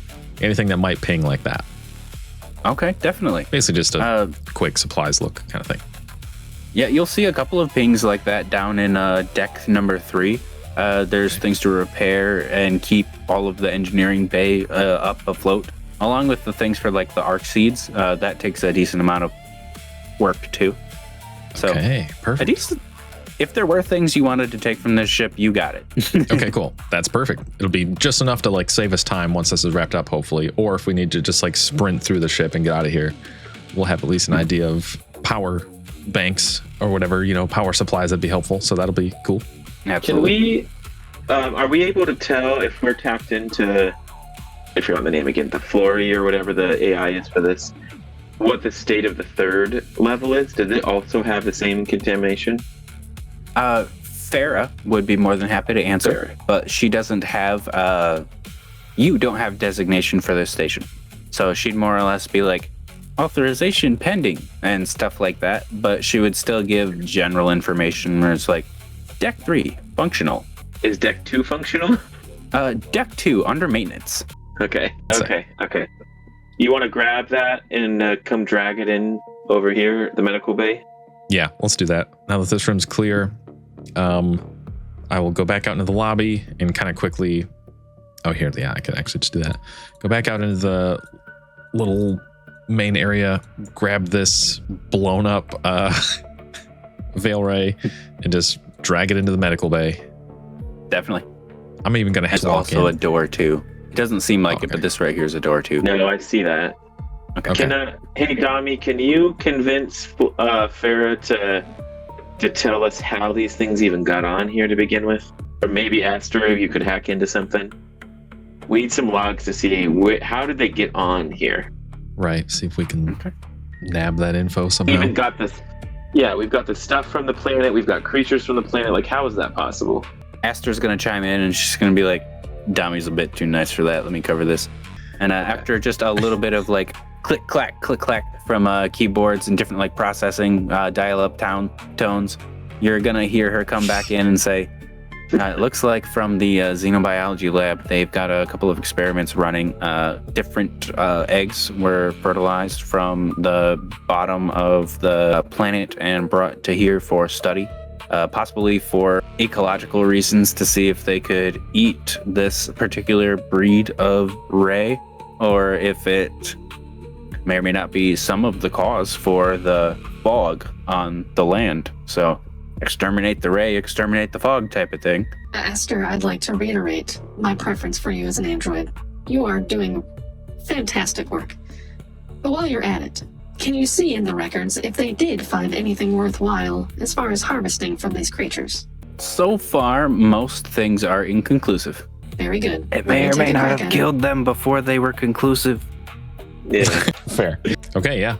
Well, basically, I'll just start kind of, this is like a weird way to put it, but I feel like Claire is somewhat medically trained, specifically with people. So I'm just going to kind of just start like dissecting this creature the best that I can in the same way that I would a person, which is gross. But yeah, I just kind of like look through and just be like, any of these organs, obviously like producing certain things that might be worth keeping, or, you know, whatever, anything like that. And I'll give me a roll to see how well you do. Okay. I'm going to peek into this room. Can I argue with a boon? I don't know. It's like a super alien creature, so maybe not. I'm going to say no. Maybe not this time. If you were going to do it on a person, for sure. I agree. Okay. Okay. All right. Like an expert here, you're like running through your database, right? You got like medical database. You used to be good at medicine, but now you're like the Terminator when it comes to getting diseases. You're just sitting here through your base like, rabbit, aardvark, stingray. And then you start cutting some stuff up. And it's actually relatively similar to the anatomy that we understand from stingrays on Earth, with a few minor tweaks with gas pouches and such. But you are able to cut through a few different things and see like a gas pouch, their tentacles that have a very faint like current, but nothing that's meat eater worthy. Okay, fair enough. Okay. If I find anything useful for making any kind of like literally any useful resource supplies, not for mechanical benefit supplies, I might be like, okay, let's take a few of these things. Otherwise, I'll just be like, yeah, unfortunately, these things kind of just suck. But we confirmed that at least, which is good. And we can move on. Yep. As far as loot from them goes, it's probably not viable unless there's a very specific use you want for it. Sounds good. And it's also not a guarantee that it'd be safe anyway. So yeah, sounds good. I'll quickly confirm with everyone. These are not a viable source of supplies for us, so feel free to just keep shooting, boys. And we'll move on. Does it seem like they're gas pouches, like they are the ones producing the gas, or? Ooh, that's a good question. How would I figure that out? No, it seems like that gas pouch does refill, so it may excrete the gas as a like consequence of breathing. Okay. So maybe, at the very least, they can utilize the gas if they don't make it, which is interesting. Okay. But not being a scientist and seeing them in captivity and like studying them, you're all just like kind of vague guesses. There's no real concrete stuff for that. I agree. Anything in this back room? Yeah. What'd you say? Anything in that back room? Oh, no. There's actually no monsters in this back room, fortunately enough. But you do actually see a body. Oh. It's been decomposing for about 4 or 5 months now. Just rotting all over the floor. We can move Calder. Okay. Gross. Okay. You want to go investigate that? You better believe it. I'll go right up to it and like I'm talking to it. All right. So what exactly went wrong with you? And then, basically look it over I and hate it when she does that. basically just look it over and see best I can. Looking it over, this person had a augmented foot, and they also had 2 or 3 fingers completely replaced by augments as well. So those are metallic. Everything else is bone. And you can see that something may or may not have been living in this guy's chest. Oh. Kind of like the whole cavity is completely blown out from where his guts would be. Dang, okay. I'll ask for a bit of cover and take a second to like look it over a little more. Is it worth doing that? Can I gain any more information, or is it just a little too messy and decomposed? It's a bit too messy. It's almost too decomposed to understand where exit points were. Okay. Okay. All right. Sounds good. Oh yeah, I'll just turn to the rest of the crew and just be like, I have no idea, but unfortunately it seems that this poor soul, mostly flesh even at that, had a run-in with a very large parasite. That's all I know. and So we might have just burned the station down, is what you're saying. yeah, basically. Okay. Don't love this. Yeah, okay. Well, if there's seemingly nothing else valuable in the room, we'll probably just keep sweeping this. Is there a way to get to, I say, yeah, we'll go back out center. I like that. Into the purple room. Yeah, I guess. This one's going to be interesting. And as you walk into the abandoned cryo room with what looks to be only 4 pods, there's 2 people still in those pods, but those pods are broken. Kind of like not being woken up correctly just gets you a comatic state and then death. So they kind of just had their minds fade away as their bodies were healthy enough to be there, but they weren't able to live. Oh, tragic. Bad. In an awesome So way. we're still Bad. missing someone then. If there's 4 people that would have stayed on board, 1 of their bodies was in the other room, 2 are in here, there's still a 4th person. That's true. Is there any way that I could tell, like maybe with similar uniform or anything like that, if the person that was the corpse in the last room was in one of these pods? They all have similar jumpsuits to Jimmy, which you saw in the video. Oh, the Green Wake thing jumpsuit. Is that what it was? It was something like that. Yep, absolutely. Green Wake Colony 1. Okay. Super cool name. They should have Okay. known since they numbered them, Good point. calling them Colony 1. Strange. What? Do we have a number? I'm Yeah. immediately like, what's our number? Yeah, wait, time out. Do we have jumpsuits? What number? No, I'm just kidding. We did have jumpsuits in that first episode. You're right. Your designation's a bit more computer-like. It's like 07182 or something. Dude, hold on. Wait. Oh no. I have a number on mine. Oh wait, that's a 4. That's my name tag. Never mind. All right. Anyway, All right, let's check those other 2, because if there was a parasite, what are the state of those other 2? yeah, I agree. You've got this, Calder. Calder, go investigate. Calder, you got it. Take a look in there. Just make sure. Just peek, lean your head and mouth open. Dies. Yup. He goes, yup. They're dead. Okay. It's a kind of like once the body is dead, it's no longer useful to these veil rays. Makes sense. He mentions they're dead. Now I'll walk over there. Are any of their chests exploded from some crazy potential passenger? Nope. It looks like they just kind of died in their sleep. Okay, just making sure. All right. They're left alone. Okay.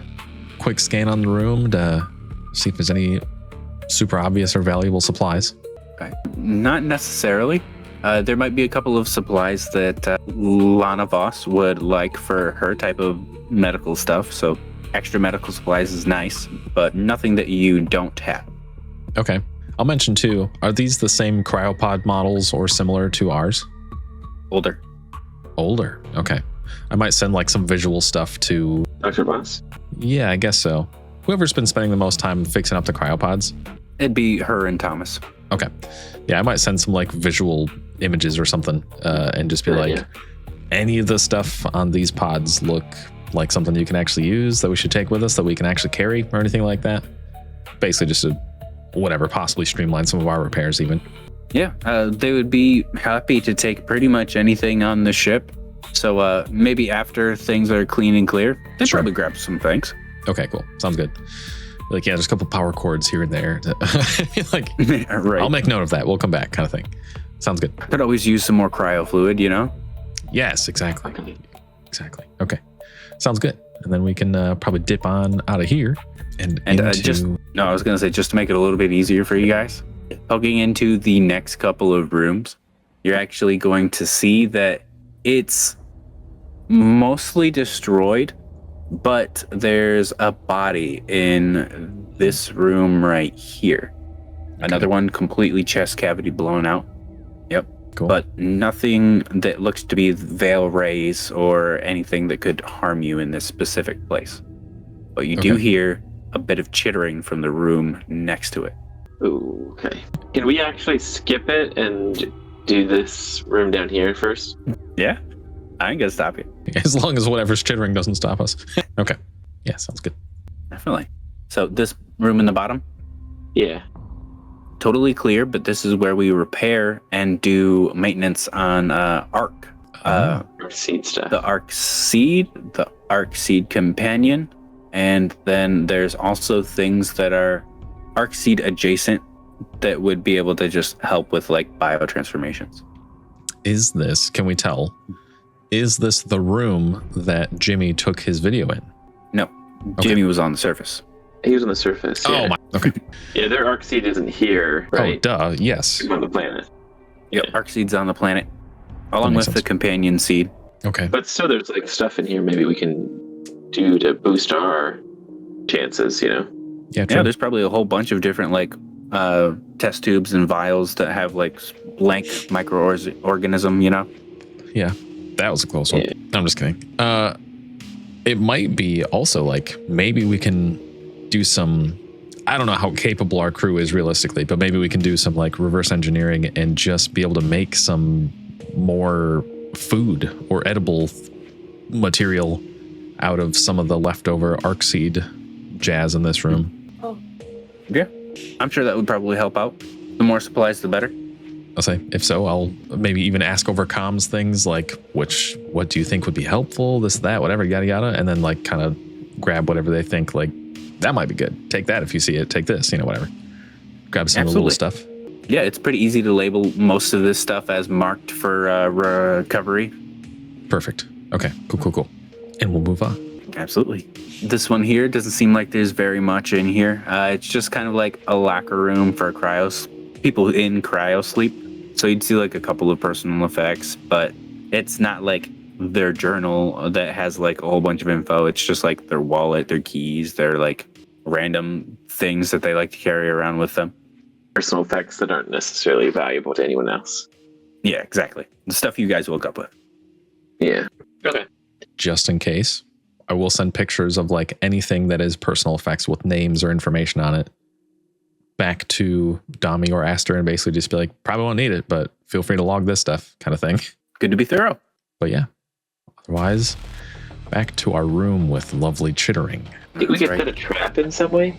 Do we know For any like weaknesses? Like electricity, fire, water? Lasers I seem don't to think do there pretty was well.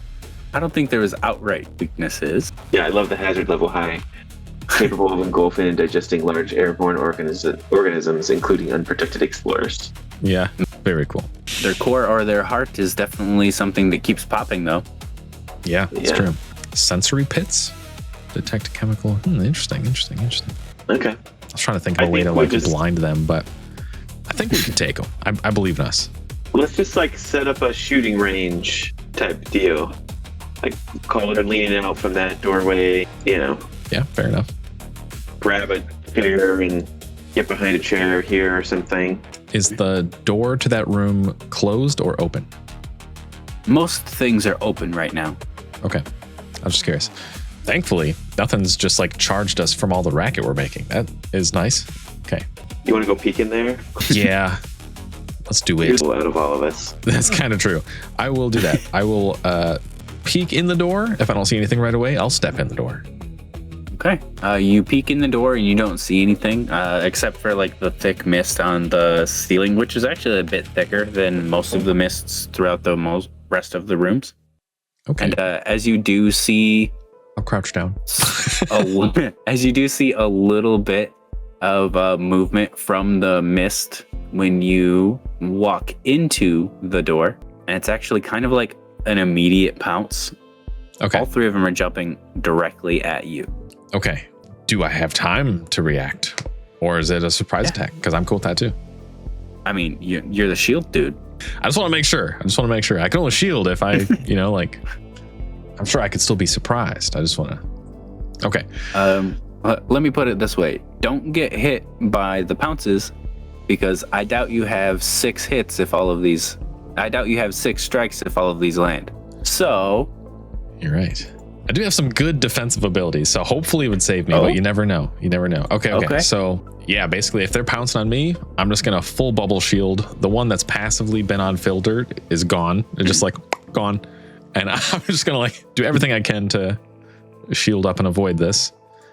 I can start with a spell check against a number if you want to see if the shield even takes effect, or however you want to do that. It looks like you're going to need a 6 to be able to defend against their pounces. Okay.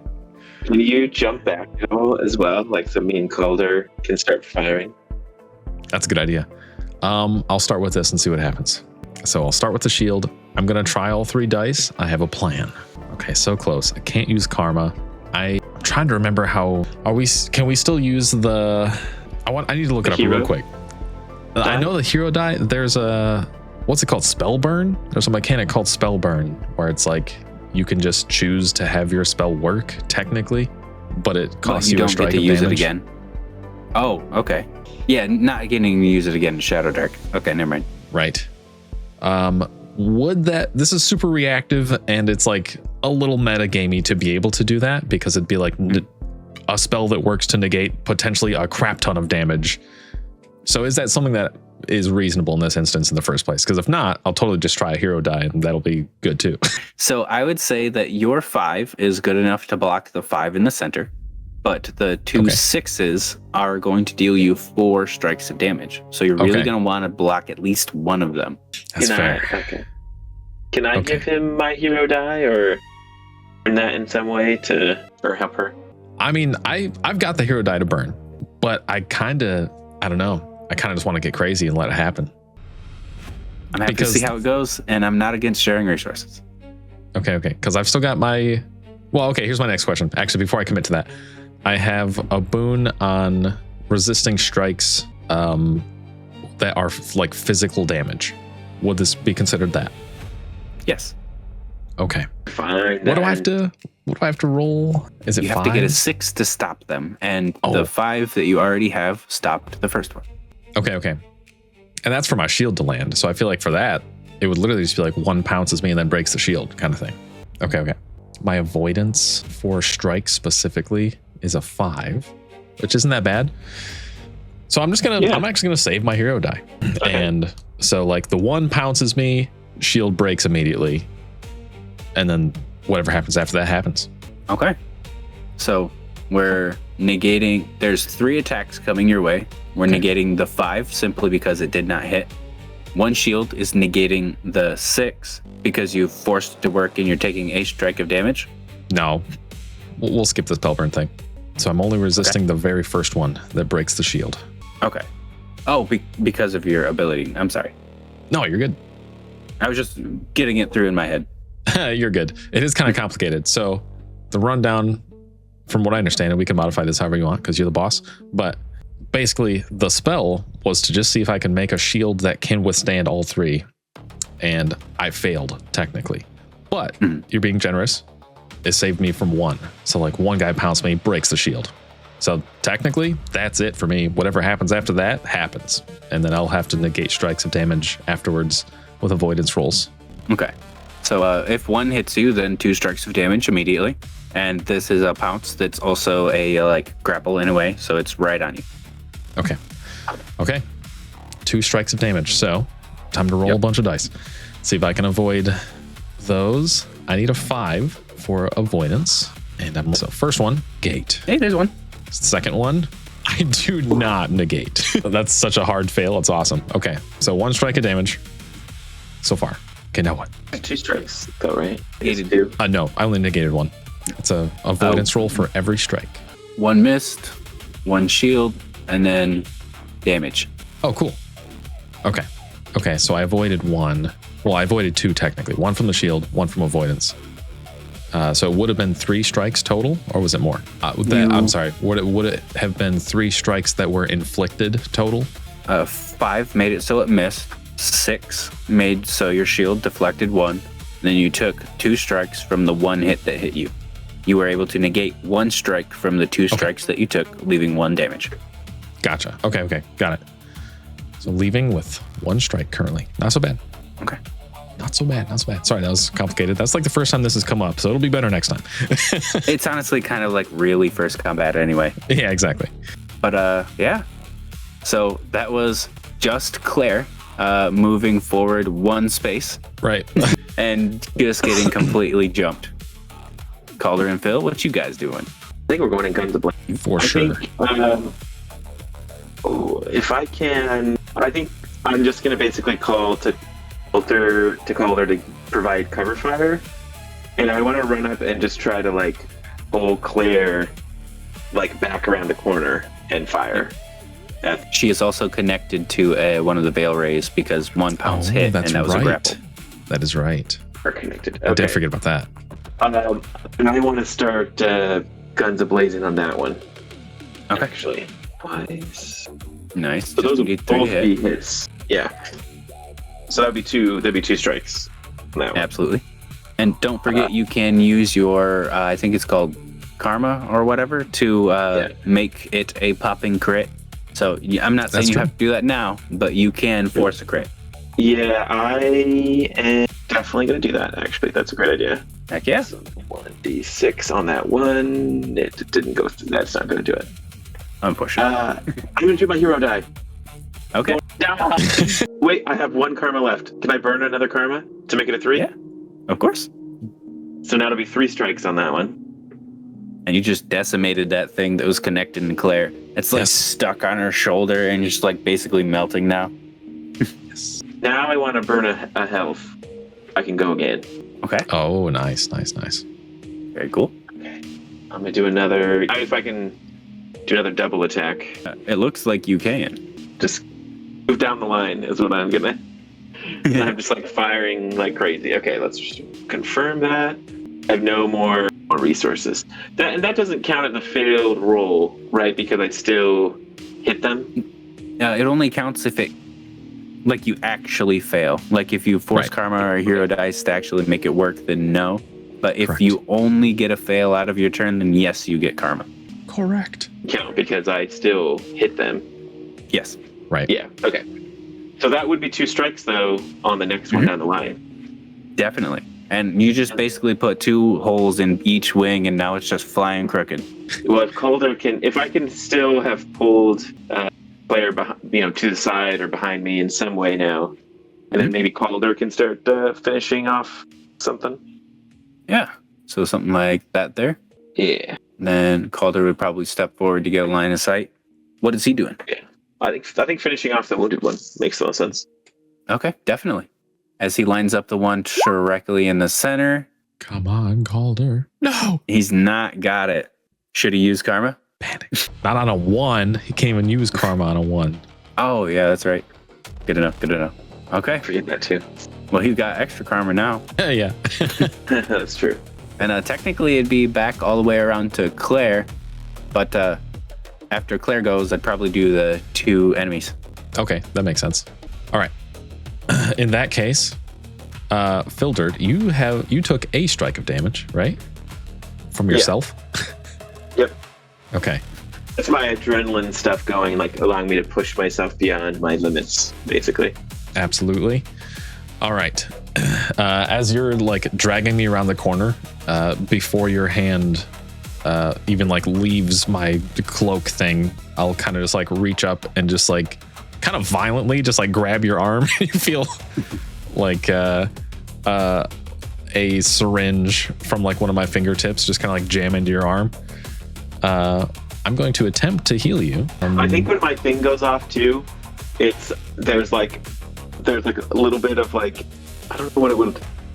So maybe I have some like metal parts like along my back, and like there's like a little bit of like steam that comes out or something, and it's like, like firing into my heart and stuff, and like my eyes get all like bloodshot and like veins are like popping. Oh yeah, that's crazy. Nice. It's awesome. Like it does not look healthy. Like that's why it's like I'm like trying to keep going, but it's like not. Nobody's like, oh yeah, that guy's fine. Yeah. Got the straight up Bane mask and everything on their back. Yeah. So yeah, basically I'll just jam you with a syringe from my fingertip and be like, As another reminder, as we've done this many times, you need not worry about this chassis' current structural integrity. and then I will try to heal you. It's a 1. I'm going to use my hero die. Look, you know how it is for me. Hey, That I don't better. see you as I just see human. I don't see android or whatever it is. Yeah. Okay, so this unique ability that we made specifically for this character is the advanced healer. So it's not like a spell, it's like an attack roll basically. Because it's a 6, it actually crits. So, but right now we might want to determine what that means. Because you only took 1 strike of damage. Yeah. So you're healed. Yes. Typically with, I don't know. Is that something that could crit to other people also? Or shouldn't it in the way that damage works? I would say yes, as long as it wasn't you. You know what I mean? Like myself, Like if you're you saying? had 2, yeah, if you had 2 patients in front of you, you could totally do that with a 6. But like if you were trying to heal yourself, I would feel like that seems like a different process. Okay, that sounds totally fine. Outside of sense. that, could I use this ability on myself, but not with a spreading crit? Yeah, I mean, Okay. if it was just the start of yourself and you got a crit, Gotcha. I would still let you do more. Okay, that's perfect. So that's going to be my action. I'm going to also, the rest of this turn, I can't react right away with a shield, so I don't want to be the one right in front anymore. Sorry. Well, yeah, I was trying to get you behind me anyway, so. Yeah, I know. Claire doesn't like that. I do. Respect. So you're healed up, and yeah, that's me. That's I it. have Okay. 4 health, by the way. Oh, sick. That's amazing. Okay. But yeah, that's me, and I think it's the Veil Raise again. Okay, definitely. So the first one is actually going to just shoot right up front and do a little gas burst. And it's actually going to try to hit everybody in this area. Dang it. Don't worry, it takes a big... Okay, there we go. You guys all dodged it fairly well. It's kind of like a gas burst that goes into your faces, but you're able to off on the side. And then this one right here gets right behind Claire and tries to do the same thing. Gas burst on just Claire and Phildert. Okay. This one, it does hit on a 4. Okay. So it's going to be 1 strike for each of you. Okay. Now our avoidance And rolls. you can negate this with a 4 as well. Nice. Yeah. Nice. Okay, so it's a little bit easier than some things typically, actually.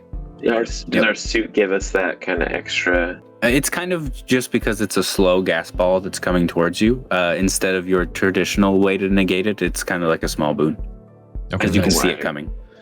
Yeah, I don't roll with that. Shouldn't have rolled with the double, so I'm just going to take the 2. Do I get karma? Because it's a failed roll? Yeah. I get 2 karma then. Oh, nice. You did that. You did take that. That's amazing. Okay.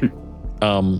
Is this something is this physical damage in a way that I would be able to resist it with a boon? I would understand if not, honestly. I feel like no, but I I wouldn't agree. know how else to classify it. Like maybe it's a spell? I agree. Yeah. I'm just trying to think, if this were a fantasy setting, this isn't physical damage. You know what I'm saying? Yes. I Agreed. totally agree with that. So just 1. Yeah. Okay. 5. I still resist. Good job. Yeah. Yes. And it's back to your guys' turn. Phil, then Calder. And the one directly in front of you guys has 1 strike. You've already got 2 strikes on it. And then the one next to Claire is full health. I'm going to... Well, Claire, do you want to go first? Claire just went. True. You just went? Oh, wait. Unless you're saying, okay. All the enemies just went? Technically, the turn order is Claire, 2 enemies, and then Phildert and Calder, simply because it was a jump on Claire.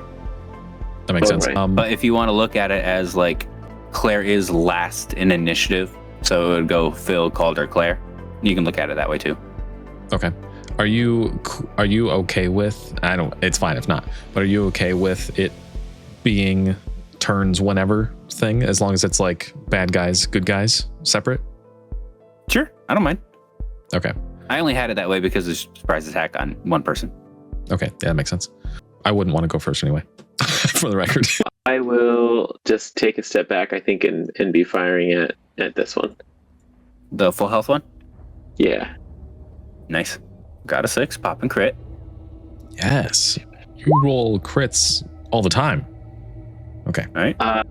And I would like to burn a karma to make that a 3 because of 3 hits. So that would be 3 strikes. And full health Veil Ray is downed yet again. You just can't take down these wounded ones, but as soon as it's full health, you can pop them off like they're cans. Right? That's what I was made for. I'm for that kind of stuff. That's true. I think Calder would try to finish Work. Nice work. the guy then. Definitely.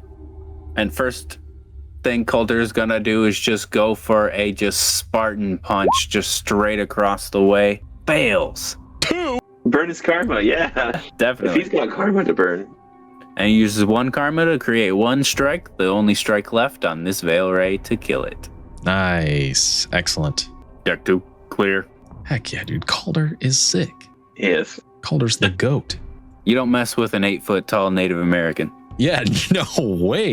His head is like already in the gas. He has to like duck down to even see. He has to duck. He has to almost lay down to walk through the doorways. He's like getting on all fours. But deck 2 Okay. is now clear. Supplies have been labeled as recovery, and deck 3 is the only thing left. Okay, awesome. We lived. I am going to use my 1 use of that healer ability thing again. Outside of combat, you can only use it once per scene. So I'm going to use my once per scene to try to heal myself 1 more time. Definitely. Here we go. It heals on a 4. I will burn a karma. Definitely. Okay. And then I'm back to full HP. How's Calder? I haven't been paying attention to his health. Is he fine? Calder has not been hit at all. Okay, just making sure. I know there was that first encounter where he got pounced. Couldn't remember after that. So, okay. Ready. It actually only hit his gun. He was fortunate enough to do like this type of thing. Yeah, okay. That's right. Okay. Let's go check out. Yeah, level moving 3. on down to deck number 3. And as you do start to walk down deck number 3, you get this like eerie calm that isn't necessarily present on deck 1, but at the same time, it's not the same feeling as deck number 2. Walking through the hallways, you're able to look around at the bunch of different glass rooms, and you're able to hear just often bay number 4, room number 4 on deck 3 here. Wait, did we have to hear an ad to get to deck number 3? You are taking the stairs, so there wasn't a doorway, but we could totally do that. I love how much I hate these. Listen, Burrow Works is really got to let you know just how well their mule brands work around the globe. No lunch breaks, no back pain, no sick days slowing down the chain. Buddy Burrow loves to lift, every burden is a gift. Burrow Works, loyalty. Pre-installed. Pre-installed. Loyalty pre-installed. Yes. Just right down in the corner too. They display affection. This is a feature, not a claim. Interesting. That's awesome. Built to carry tomorrow. That's amazing. So good. All right. Like a really good. That's like a legit line though. Built to carry tomorrow. It's actually like. Yeah, that's actually really good. That's very good. Hearing the racket there, I don't think that there's any kind of like intelligent creature that'd be trying to like lure us there and trap us or anything. So say we just go there first, find out what the noise is, figure that out. Probably, right? Definitely. Okay. Because there's no gas here, right? Yeah, not like the gas on deck 2 for sure. Okay. It's basically not present at all. Fantastic. Yeah, straight to the storage cradle. Perfect.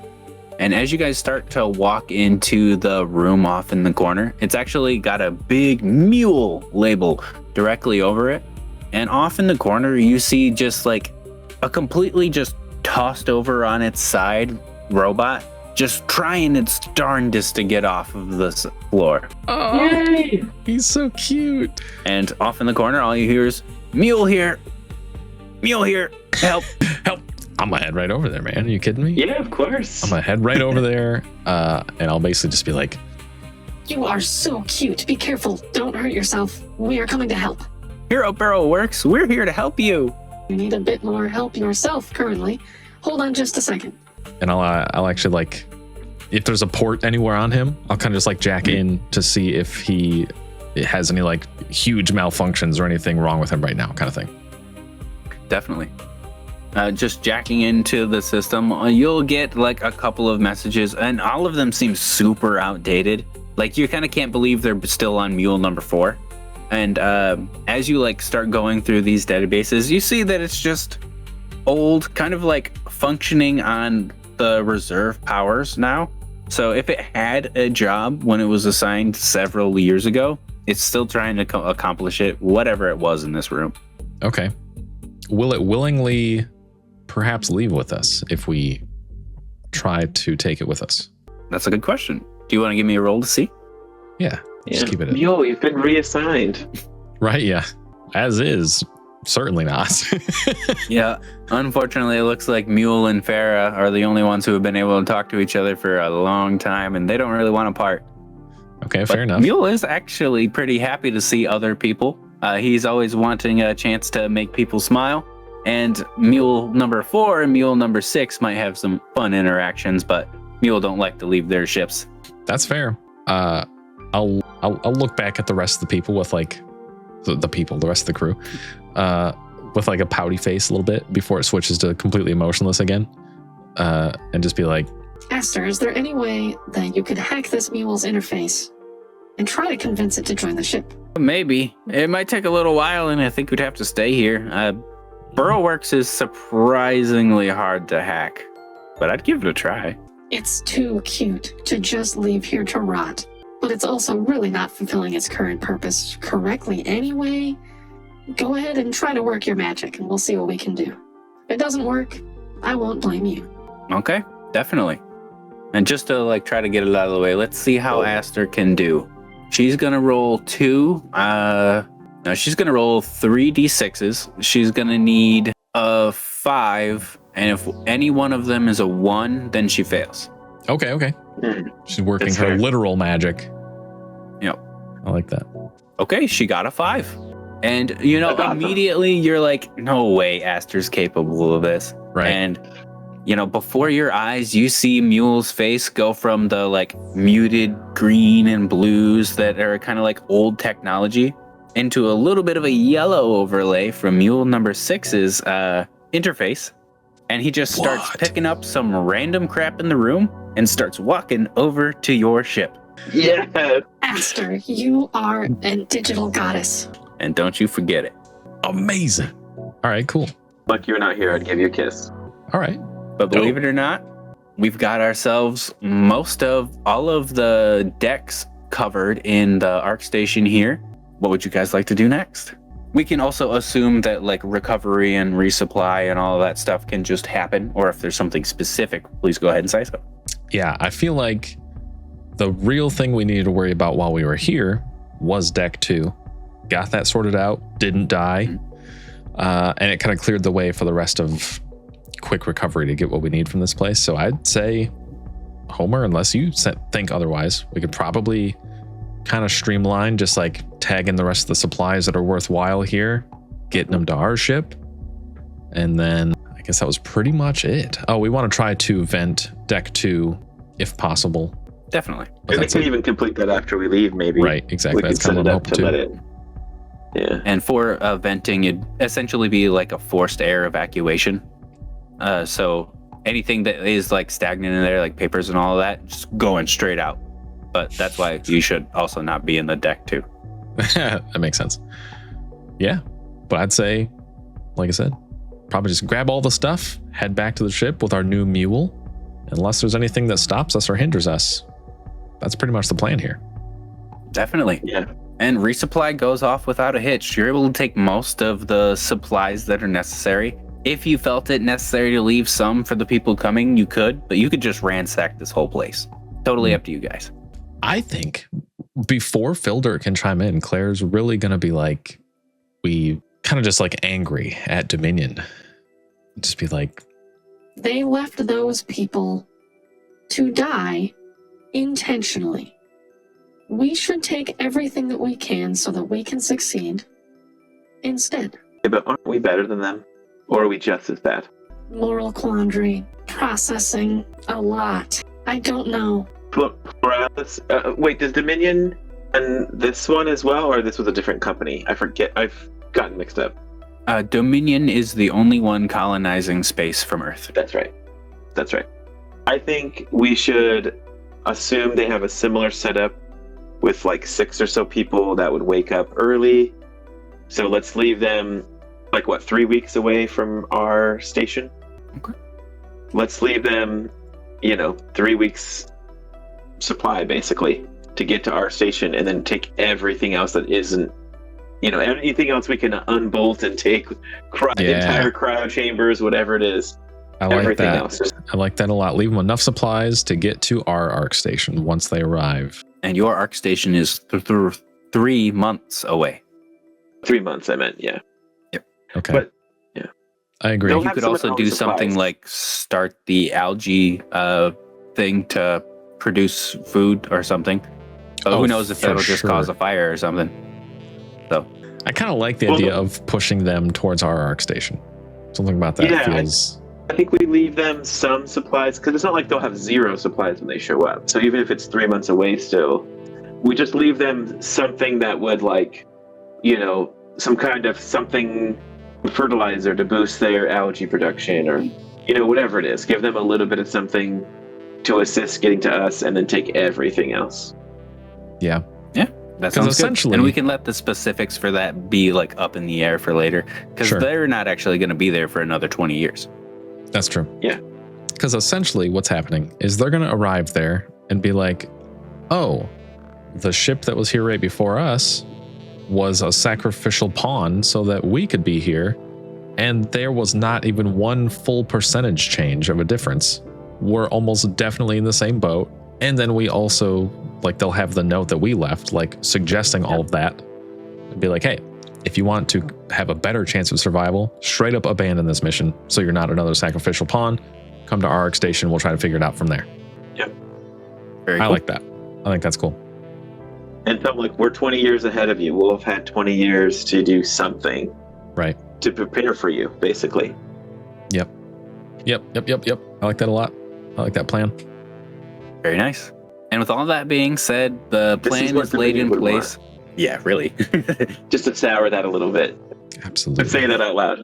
This is what Dominion wants. We want to maximize our chance of success. Yeah. So everyone's like, oh, wait, maybe he gets it. Nope, never mind. That's what Dominion wants. Full sarcasm. Such a good rule follower. That's funny. But with all that being said, the message is left, the supplies are taken, and from what we can tell, there's a mutant inhabitant still on the land of Floralis 12 as you start slowly drifting away from it. But as we do start slowly drifting away from it, you hear this weird sound, and it's honestly the loudest thing you've heard in a long time.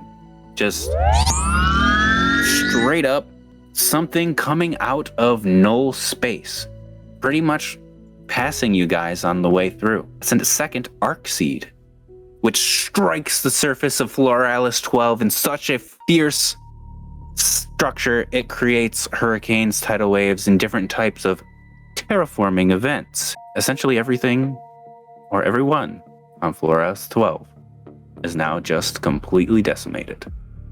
Completely washed over by the waves of an Arkseed and the microorganisms of Earth to come. So. Dang it, you're right. That's crazy. Mm-hmm. And they were just terminated with an Arkseed. So you mean to tell me, we know for sure there was at least mutated life forms still down there that were people from this mission. Yeah. And they just got nuked by a new Arkseed. Yep. That's dirty. That's dirty. Dominion dirty. Just a completely biological nuke that probably just tore them apart from the inside out. What the heck is going on, Dominion? Well, they had a tortured existence. This was the most merciful option. Button heads here. That's actually kind of funny. Let's say that maybe for the first time ever, the stress of this situation, Claire is kind of breaking a little bit and is just not perfectly reliant and defending Phildert's every word kind of thing. I'm just no, something's not right kind of thing, Definitely. And with that little bit of willpower that you exert, you actually see a faint flash of some programming that you don't remember immediately, and it goes away just in a flash too. So at the moment, you don't really know what that was, but it feels like it's just on the tip of your tongue if you had one. Interesting. Okay. But to set up next session, session 3, we're going to have 3 months of downtime or cryo sleep for us to get to our new planet. Be prepared for whatever wacky crap could happen. And before we go, as you are leaving some of the more food-oriented places from the Ark station, the last thing you hear as you walk away is going to be Slice it, toast it, trust it. Loaf made for breakfast, lunch, and dinner. Your squarest meal of the day. A subsidiary of Last Best Foods. Your squarest meal of the day. Your squarest meal of the day is awesome. Because it's physically a square, not because it's like the proper nutrients. Oh my exactly. gosh. And I will also give you guys this right here too. You want to zoom out? Oh, sick. These are some of the logos that you'll see around the ships or different things like that. Yeah, Comet Cola. Being there for moral compliance. That's right. And I don't want to spoil it, but I'd say Bean There is probably my favorite one. Yeah, that's pretty funny. On the way out, Am I a heavy coffee drinker? Is that what's going on? probably brewed for morale compliance. Yeah, That's right. That's so funny. On the way out, I'll see the Comet Cola, one of the Comet Cola posters kind of thing, and I'll just kind of like tap it with my finger. It felt like it was going to be my final frontier.